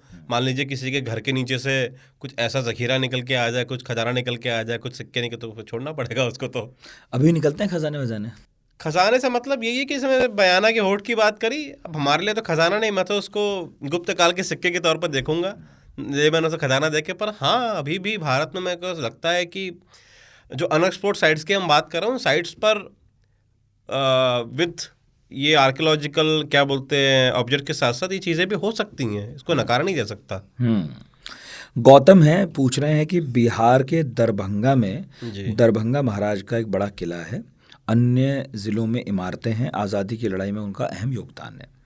बिहार और यूपी सरकार की कई विश्वविद्यालय और कार्यालय उनके दिए ज़मीन पर बने हुए हैं, फिर भी सरकार ने इन इमारतों और किलों के सौंदर्यीकरण पर ध्यान नहीं दिया, इसे पर्यटन स्थल के रूप में विकसित नहीं किया। ये रवैया क्यों है? ये दरभंगा महाराज, मैं शायद नाम बोल रहा हूँ, कामेश्वर सिंह रामेश्वर सिंह जी, दोनों में से कुछ एक नाम है, मतलब बहुत बड़ी विभूति रहे हैं, और एक बहुत बड़ा उनका डोनेशन बीएचयू के लिए भी रहा। और सबसे बड़ी दिक्कत यहाँ पर वो ये है कि ऐसे राजा महाराजा हमारे कोर्स से गायब हैं। हमें यही नहीं पता कि कहाँ अलग अलग अंचल में किन किन लोगों का क्या क्या कॉन्ट्रीब्यूशन रहा है। पहली बात तो जब जनमानस तक उनकी अवेयरनेस ही नहीं है तो कैसे बात चले। शिवाजी महाराज इस तरीके से अपनी पैठ महाराष्ट्र में बना रखी है, वो पैठ अगर एक एक राजा अपने अंचल में बना ले तो क्या क्या ही कहने। तो दिक्कत ये होती है कि सरकार इन चीज़ों को दबा जाती है, बिकॉज इसके लिए हमारा मास सपोर्ट नहीं है। वही, जब मास सपोर्ट नहीं होगा तो आप किस तरीके से अवेयरनेस जनरेट और करेंगे। यहाँ तो बात हो ही गई कि जब टीपू सुल्तान की स्मृति नहीं संजोई गई तो दरभंगा नरेश के बारे में कौन पूछता। बिल्कुल। वैसे दरभंगा नरेश नहीं है इकलौते, भारत के अलग अलग अंचलों में हर डिस्ट्रिक्ट में एक ऐसा कोई ना कोई महाविभूति हुई है जिसने बहुत कंस्ट्रक्शन करवाए, हॉस्पिटल बनवाए, कॉलेज बनवाए, पर आज की डेट में कोई पूछने वाला नहीं है। सिद्धार्थ शाक्य एक सवाल पूछ रहे हैं, पहेली है, आप बताइएगा। दुमका झारखंड से ये आपके लिए संदेश आया है सवाल। पुरी के कोणार्क मंदिर के बारे में बहुत सी बातें होती हैं और उसमें से एक ये है कि इस मंदिर में सूर्य की प्रतिमा को हवा में लटकाना था, अर्थात ज़मीन से वो जुड़ी नहीं थी। अब मुझे भी नहीं पता वो मतलब कैसे होता लेकिन हवा में लटकना था। इसके लिए वहाँ की दीवारों में लोहे की प्लेट लगाई गई थी। आज जब इंजीनियरिंग इतनी विकसित हो गई है तो क्या फिर उसी स्थिति में सूर्य की प्रतिमा को स्थापित नहीं किया जा सकता? देखिए, यहाँ दो चीज़ें हैं। पहली बात तो जिस कालखंड में कोणार्क बना उस समय पर राजा मंदिर एक अनुष्ठान के अंतर्गत निर्माण करवाते थे। अच्छा। वो कोई 5 संप्रदाय हमारे यहाँ रहे। संप्रदायों से मतलब आज का संप्रदाय के मायने नहीं है। सौर सूर्य उपासना का, गाणपत्य गणपति उपासना का, शैव शिव उपासना का, वैष्णव विष्णु उपासना का और शाक्त शक्ति उपासना का। कालांतर में 2 संप्रदाय गायब हो चुके हैं, इसमें सौर और गाणपत्य है। तो भारत के सौर सूर्य मंदिर बताते हैं कि सौर संप्रदाय अपने आप में बहुत बड़ा एक संप्रदाय रहा है। इसमें कोणार्क, मुल्तान में मंदिर था जिसके बारे में ह्यूनसांग या फाहियान लिखते हैं। फिर अपने अल्मोड़ा में कटारमल का मंदिर, ऐसे बहुत से मंदिर रहे हैं। तो पहला इसमें एक बात यह है कि मैं समझना पड़ेगा कि आज जब कोई मंदिर बना रहा है तो कोई एक जो भावना का जो स्तर है वो उस हद तक नहीं पहुंच पाता कि चीज़ें अच्छा आप तक पहुंच जाए। तो जो बनाने वाला है, जो कारीगर है, वो कहाँ से, उसको तो उसके लिए तो एक तरीके से प्रोजेक्ट है। तो उस समय के स्थापति उस तरह रत थे कि वो खुद अपने आप में इतने अनुष्ठान करते थे कि उनकी वो चीज़ वहाँ पे पत्थरों पे बोलती थी। स्थापत्य ग्रंथों का आप जब पढ़ें तो आप पाएंगे कि स्थापत्यों के पास एक बहुत अच्छी नॉलेज हुआ करती थी हमारे धार्मिक ग्रंथों की। आज की डेट में आप आर्किटेक्चर कॉलेजों में चले जाइए, आपको मालूम पड़ जाएगा। दूसरा जो बता रहे हैं कि क्या मंदिर बन सकते हैं, बनने को बन सकते हैं, पर अगर ये कहना है कि कोणार्क दोबारा खोल दिया जाए तो संभव नहीं है। उसका मैं एग्जांपल आपको दे चुका हूँ कि कंजर्वेशन के एथिक्स में हम किसी चीज़ को दोबारा उस तरीके से नहीं रिक्रिएट कर सकते हैं, बशर्ते हमारे पास पूरा प्लान भी आ जाए अगर उसका कैसा था, वो कंजर्वेशन ऐसे उसको अलाउ नहीं करते हैं। बढ़िया बढ़िया। निसार खान साहब पूछते हैं कि भाई औरंगाबाद जिसे सिटी ऑफ गेट्स भी कहा जाता है, उसके कुछ गेट अब पूरी तरह विलुप्त हो चुके हैं और नहरे अंबरी का भी कुछ ऐसा ही हाल है, ऐसा क्यों है? फिर उपेक्षा से जुड़ा सवाल है जी। मैं उनके बारे में यही बोलना चाहूँगा कि ये सिर्फ औरंगाबाद के लिए नहीं है। मध्यकाल या मध्यकाल से पहले जितने भी इस जहाँ पर सल्तनत काल में जो बड़े बड़े शहर बने, इवन राजपुताना में जो बड़े बड़े मतलब जिनको परकोटा बोलते हैं, किले के अंदर जो पूरी बसावटें हैं, आप बीकानेर चले जाएं, आप जहाँ चले जाएं, वो सब अब दीवार वहाँ पे क्या है कि गेट नाम बचे हैं। यहाँ गेट जैसे लाहौरी गेट, अब लाहौरी गेट बचा कहाँ है? दिल्ली गेट, तुर्कमान गेट टूटने की मतलब वो उतना पार्ट हटा दे, तुर्कमान गेट भी था कि नहीं था पता नहीं। अच्छा, जब ये बने थे तब इनका ये महत्व था क्या कि मतलब लाहौर से आने वाला इधर से मुल्तान से, हाँ जी जी हाँ, जी जी जी, और घेराबंदी भी थी, बिल्कुल चारों तरफ दीवारें, मतलब इसमें 3-4 लेयरें होती थी। मतलब ये नहीं कि सिर्फ जो आप अभी लाल किले की दीवार देख रहे हैं उतनी नहीं, क्योंकि लाल किले के पीछे वाली तरफ में तो नेचुरल फोर्टिफिकेशन है, यमुना है, तो वो तो कोई पार ही नहीं कर सकता। इस तरफ जहाँ आबादी क्षेत्र है उसके भी पार जाके दीवारें बनती थी जी, और उनमें एंट्री के लिए ये दरवाजे थे जो गिर रहे हैं। जी जी जी, ये हर जगह का है, इसमें सिर्फ औरंगाबाद अपने आप में एग्जाम्पल नहीं है, बीजापुर, गोलकोंडा, आप नाम लीजिए, एक से बढ़कर एक है एग्जाम्पल। पर हाँ, इसमें दिक्कत ये है कि इस चीज़ में अगर आप सॉल्यूशन की बात कर रहे हैं तो वहाँ के लोकल्स को ये अवेयरनेस पहले होनी चाहिए कि ये दरवाजे थे क्या, उनका इम्पोर्टेंस क्या था जी, तब तो बचें। सही बात है, वरना प्राय लोकल के ईंटें निकाल के ले जाते हैं। चांदनी चौक सारा ऐसे खत्म हो गया मुझे लगता है, और इतना इम्पोर्टेंट मार्केट था वो। आप दिल्ली से मुरथल लोग जाते हैं, पानीपत, क्या पानीपत ही पड़ता है? आगे पहले सोनीपत से आगे पानीपत जाने से पहले घरौंडा पड़ता है एक जगह, घरौंडा में बहुत बड़ी सराय थी मुगल काल। आज उसके 2 गेट बचे हैं बस, आप उस गेट को देख लेंगे ना, आप अंदाजा लगा लीजिए सराय कितनी बड़ी रही होगी। हुआ क्या, खत्म नहीं हुई है, लोग ईंटें उखाड़ के ले गए हैं उसकी। वो गेट तो चलो ठीक है, ऐसा ही के बच गए हैं 2 गेट। घरौंडा सराय थी बहुत, मुझे भी नहीं पता था, मैं बहुत बार रहा हूँ वहाँ। घरौंडा बहुत बड़ी सराय रही है। घरौंडा वो तो पूरा ही आगे जाके करनाल है एक्चुअली, आप जीटी रोड पर है ना एक्चुअली, तो काबुल वहीं से सारे लोग आते थे लड़ने। बिल्कुल, उस पर हमने पहले पॉडकास्ट किया है, सरहिंद हरियाणा पर किया है, सरहिंद वो सब पार्ट वही है। हरियाणा में लड़ाइयाँ इसलिए होती थी, वो मुहाना था। बिल्कुल, उसमें हमने एक बड़ा अच्छा लंबा पॉडकास्ट किया है, कादियान साहब आए थे, मैं जानता हूँ, दोस्त है अच्छे। अच्छा, और हरियाणा में बड़ी लंबी चौड़ी बात हुई उसमें। एक सवाल शहजाद जफर साहब ने फिर पूछा कि बुरहानपुर जो शहर है मध्य प्रदेश का, जहाँ मुमताज महल को शुरू में दफनाया गया, अर्जुमंद बानो बेगम, यहाँ साहब पानी की बहुत समस्या रहती थी। इसके लिए लगभग 400 साल पहले एक अद्भुत अंडरग्राउंड नहरें बनी, इनका अब क्या हाल है? और एक चीज़ और बताऊं, उन्होंने एक अखबार की कटिंग भी भेजी है जिसमें वाकई लिखा है, in MP's Burhanpur Mughal era water structures are offering a model to combat climate change. इसके लिए तो मैं इतना कह सकता हूँ कि दिल्ली में अभी बहुत सारे ऐसे, अगर आप पुराने 12वीं-13वीं शताब्दी के मैप उठाएं तो वहाँ वर्ड मिलेगा नाला। वो नाले का मतलब आज के नाले नहीं थे, वो ताज़े पानी के नाले हुआ करते थे। पर आज की डेट में हमने इतना उसमें इंडस्ट्रियल वेस्ट छोड़ दिया कि वो बिल्कुल नालों के मायने बदल चुके हैं हमारे लिए। वो नाला ही अब हम नाले के समझते हैं कि नाला मतलब जिसमें गंदगी बह रही है, जबकि आज से 1000 साल पहले नालों के मायने वो नहीं है। ठीक बात है। तो ये जो वाटर सिस्टम के जो ट्रेडिशनल वाटर सिस्टम्स की जो बात वो कर रहे हैं, ये स्थिति तो पूरे भारत भर में इस तरह की चल रही हैं। और मैं इनके लिए कहना चाहता हूँ कि अगर ये थोड़ा सा और इस बारे में अपनी जिज्ञासा को बढ़ाना चाहते हैं तो अनुपम मिश्र जी की बड़ी अच्छी किताब है आज भी खड़े हैं तालाब, वो उसको पढ़ें तो वो समझ जाएंगे कि वो अकेले नहीं हैं जिसको भुगत रहे हैं। बिल्कुल जी। वागीश ने पूछा है कि स्थापत्य कला का प्रारंभ कब हुआ, कहाँ हुआ, कैसे किसी भी भवन की तिथि का निर्धारण होता है? देखिए, स्थापत्य कला के प्रारंभ की आप बात कर रहे हैं तो उसका एक जो बहुत एक जो हमारा इतिहास का तब का जो सबसे बड़ा श्रेय देता है वो देता है वैदिक काल को। उसमें हमारे यज्ञ जो हम यज्ञ आदि कर्म करते थे, बिकॉज यज्ञ के कर्म में जो वेदी निर्माण जो होता था उसमें ब्रिक्स बनती थी। तो पहली बार जो ब्रिक्स का हमें जो दिखता है यूज़ वो वहाँ से था। बाद में वो पूरा जो एक वो सेरेमोनियल प्रोसेस जो था, जो हम यज्ञ कुंड में 10-15 दिन तक करते थे, वो धीरे धीरे स्टेशनरी होता गया और वो फिर मंदिर उसमें रिप्लेस होते गए। तो यज्ञ कर्म धीरे धीरे बंद होते गए, मतलब पूरी तरह बंद नहीं हुए पर जितने स्केल में होते थे वो बंद हुए और वहाँ से हुए। तो स्थापत्य कला का उद्गम वहाँ से मानते हैं, इष्टिका निर्माण वहाँ से भी। फिर हमको बड़ी बड़ी ईंटें, आप जाइए नेशनल म्यूजियम में, आपको आज की ईंटों के मुकाबले 4-4, 5-5 गुना ईंटें मिल जाएंगी नेशनल म्यूजियम में, हड़प्पा काल की। वहाँ चीज़ें शुरू होती हैं।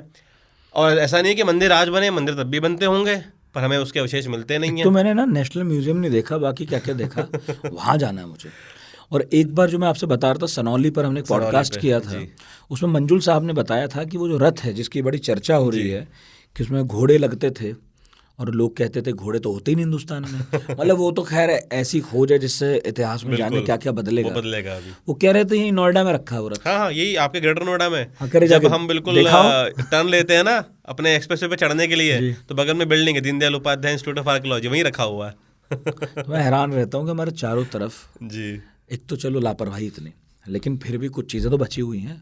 भैया जाके देख लीजिए। कई चीज़ें ऐसी होती है जो हम रोज गुजर रहे हैं वहाँ से, हमें नहीं पता होता। लेकिन यही इंपॉर्टेंट है कि आप अगर जाएंगे नहीं, आपको पता नहीं चलेगा। और आपको नहीं पता है तो ये तो सबसे सुखद स्थिति है उस व्यक्ति के लिए जो चाहता है स्टेटस को बना रहे, कोई हमसे ना पूछे, ना कहे, ना जवाब दे और ना हमें करना पड़े। बिल्कुल बिल्कुल बिल्कुल। तो पहले ज़रूरी है कि इस पॉडकास्ट में जितनी बातें हो रही हैं, जिन जिन जगहों के नाम आ रहे हैं, वहाँ जितनी कोशिश हो सके जाके देखना चाहिए।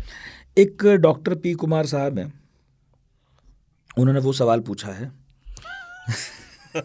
जो आपको पता है जी कि ताजमहल सच में हिंदू मंदिर था क्या, और पुरानी इमारतों में लिखावट को कैसे पढ़ा जाता है। अब हिंदू मंदिर वाली बात मैं बता दूं जी, वो अब ज़्यादा उसमें अंदर ना जाए, क्योंकि उस पर बहुत बड़ा लंबा चौड़ा पॉडकास्ट हमने रिजवी साहब के साथ किया, प्रोफेसर रिजवी, जो उन 22 कमरों में भी गए हैं जिन पर अभी विवाद सुप्रीम कोर्ट गया, और उस गुंबद में भी गए हैं जिसका मुझे नहीं पता था वो कमरा है। तो उसमें उन्हें शायद मिल जाए अपने काम की बात।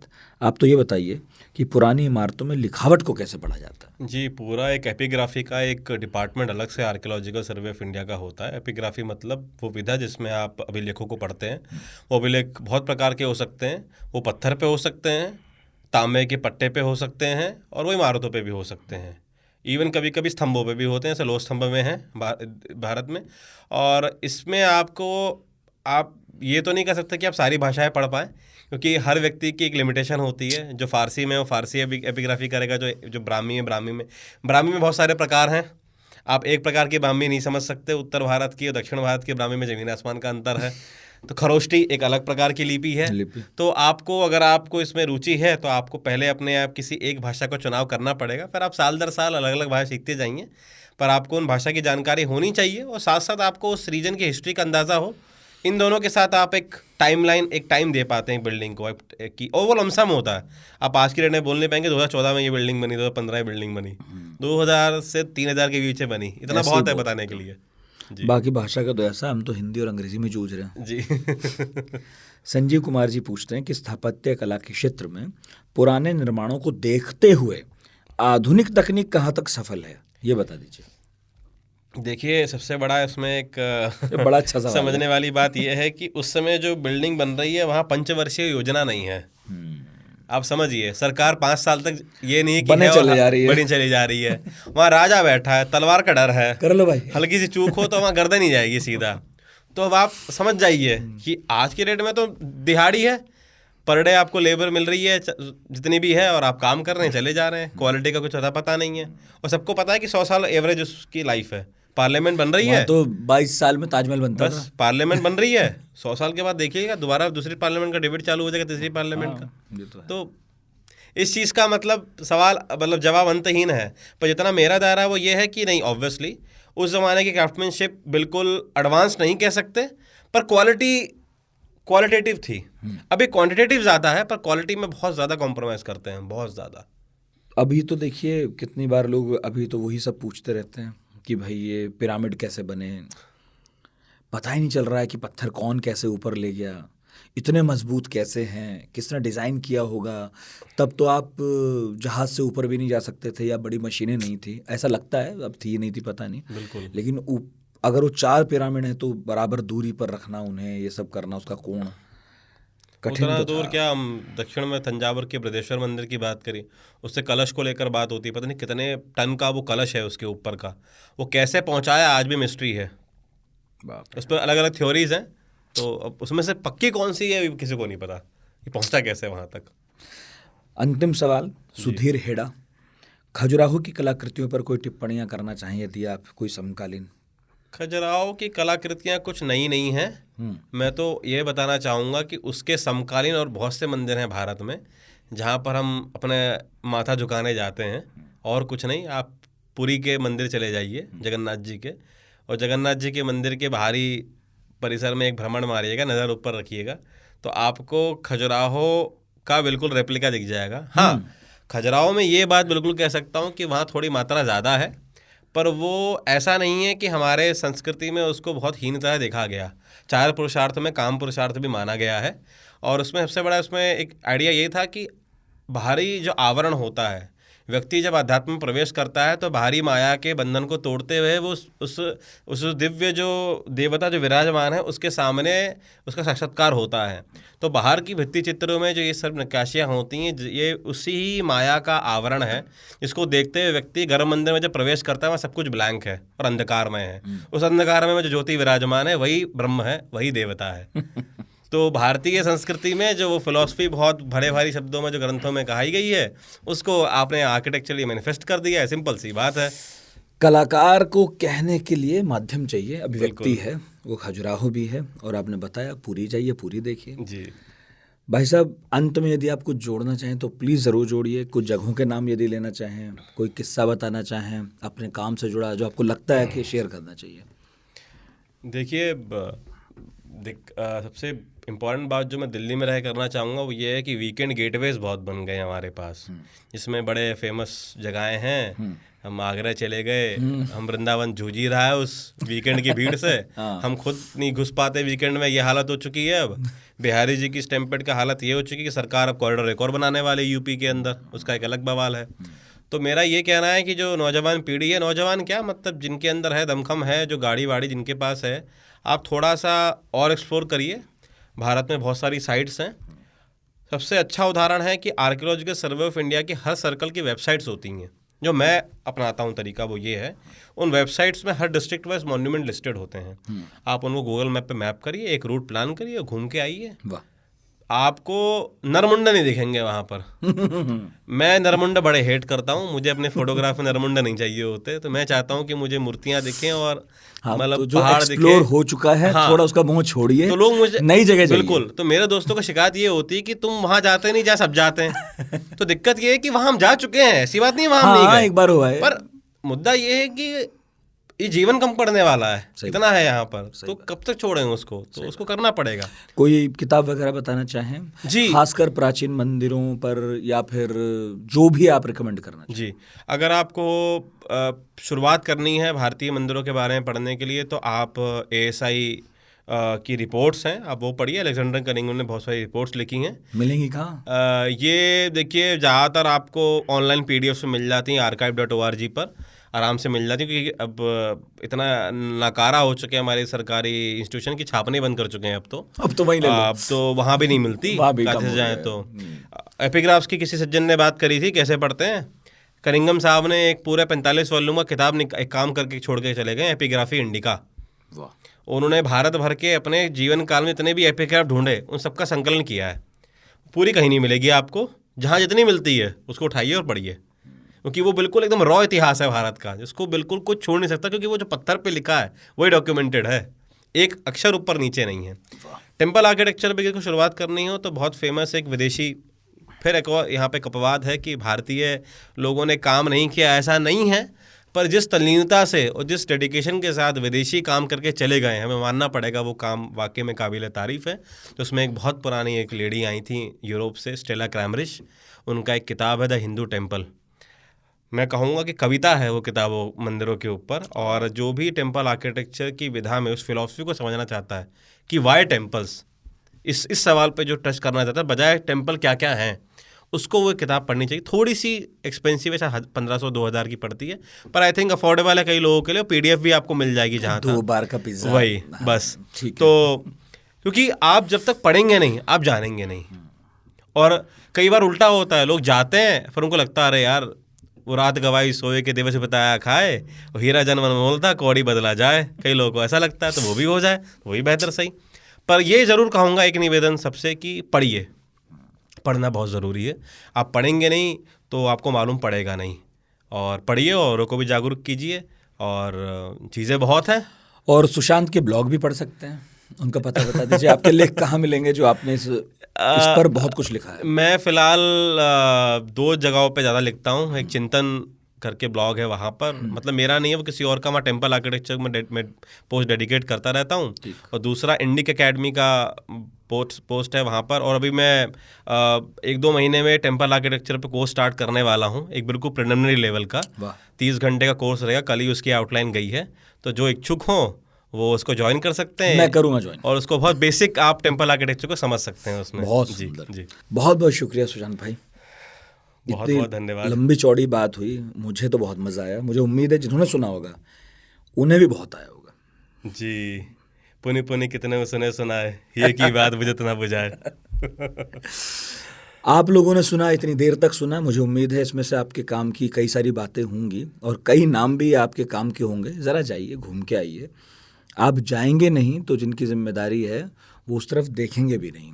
आपका जाना ज़रूरी है, पढ़ना ज़रूरी है, और इस पॉडकास्ट को सुनना तो और भी ज़रूरी है। तो अगर किसी और को भी चाहते हैं कि वो भी सुने, शेयर कीजिएगा। मेरा नाम नितिन ठाकुर है। सुशांत को आपने इतने प्रेम से सुना। अगले हफ्ते फिर हाजिर होंगे। बहुत बहुत शुक्रिया।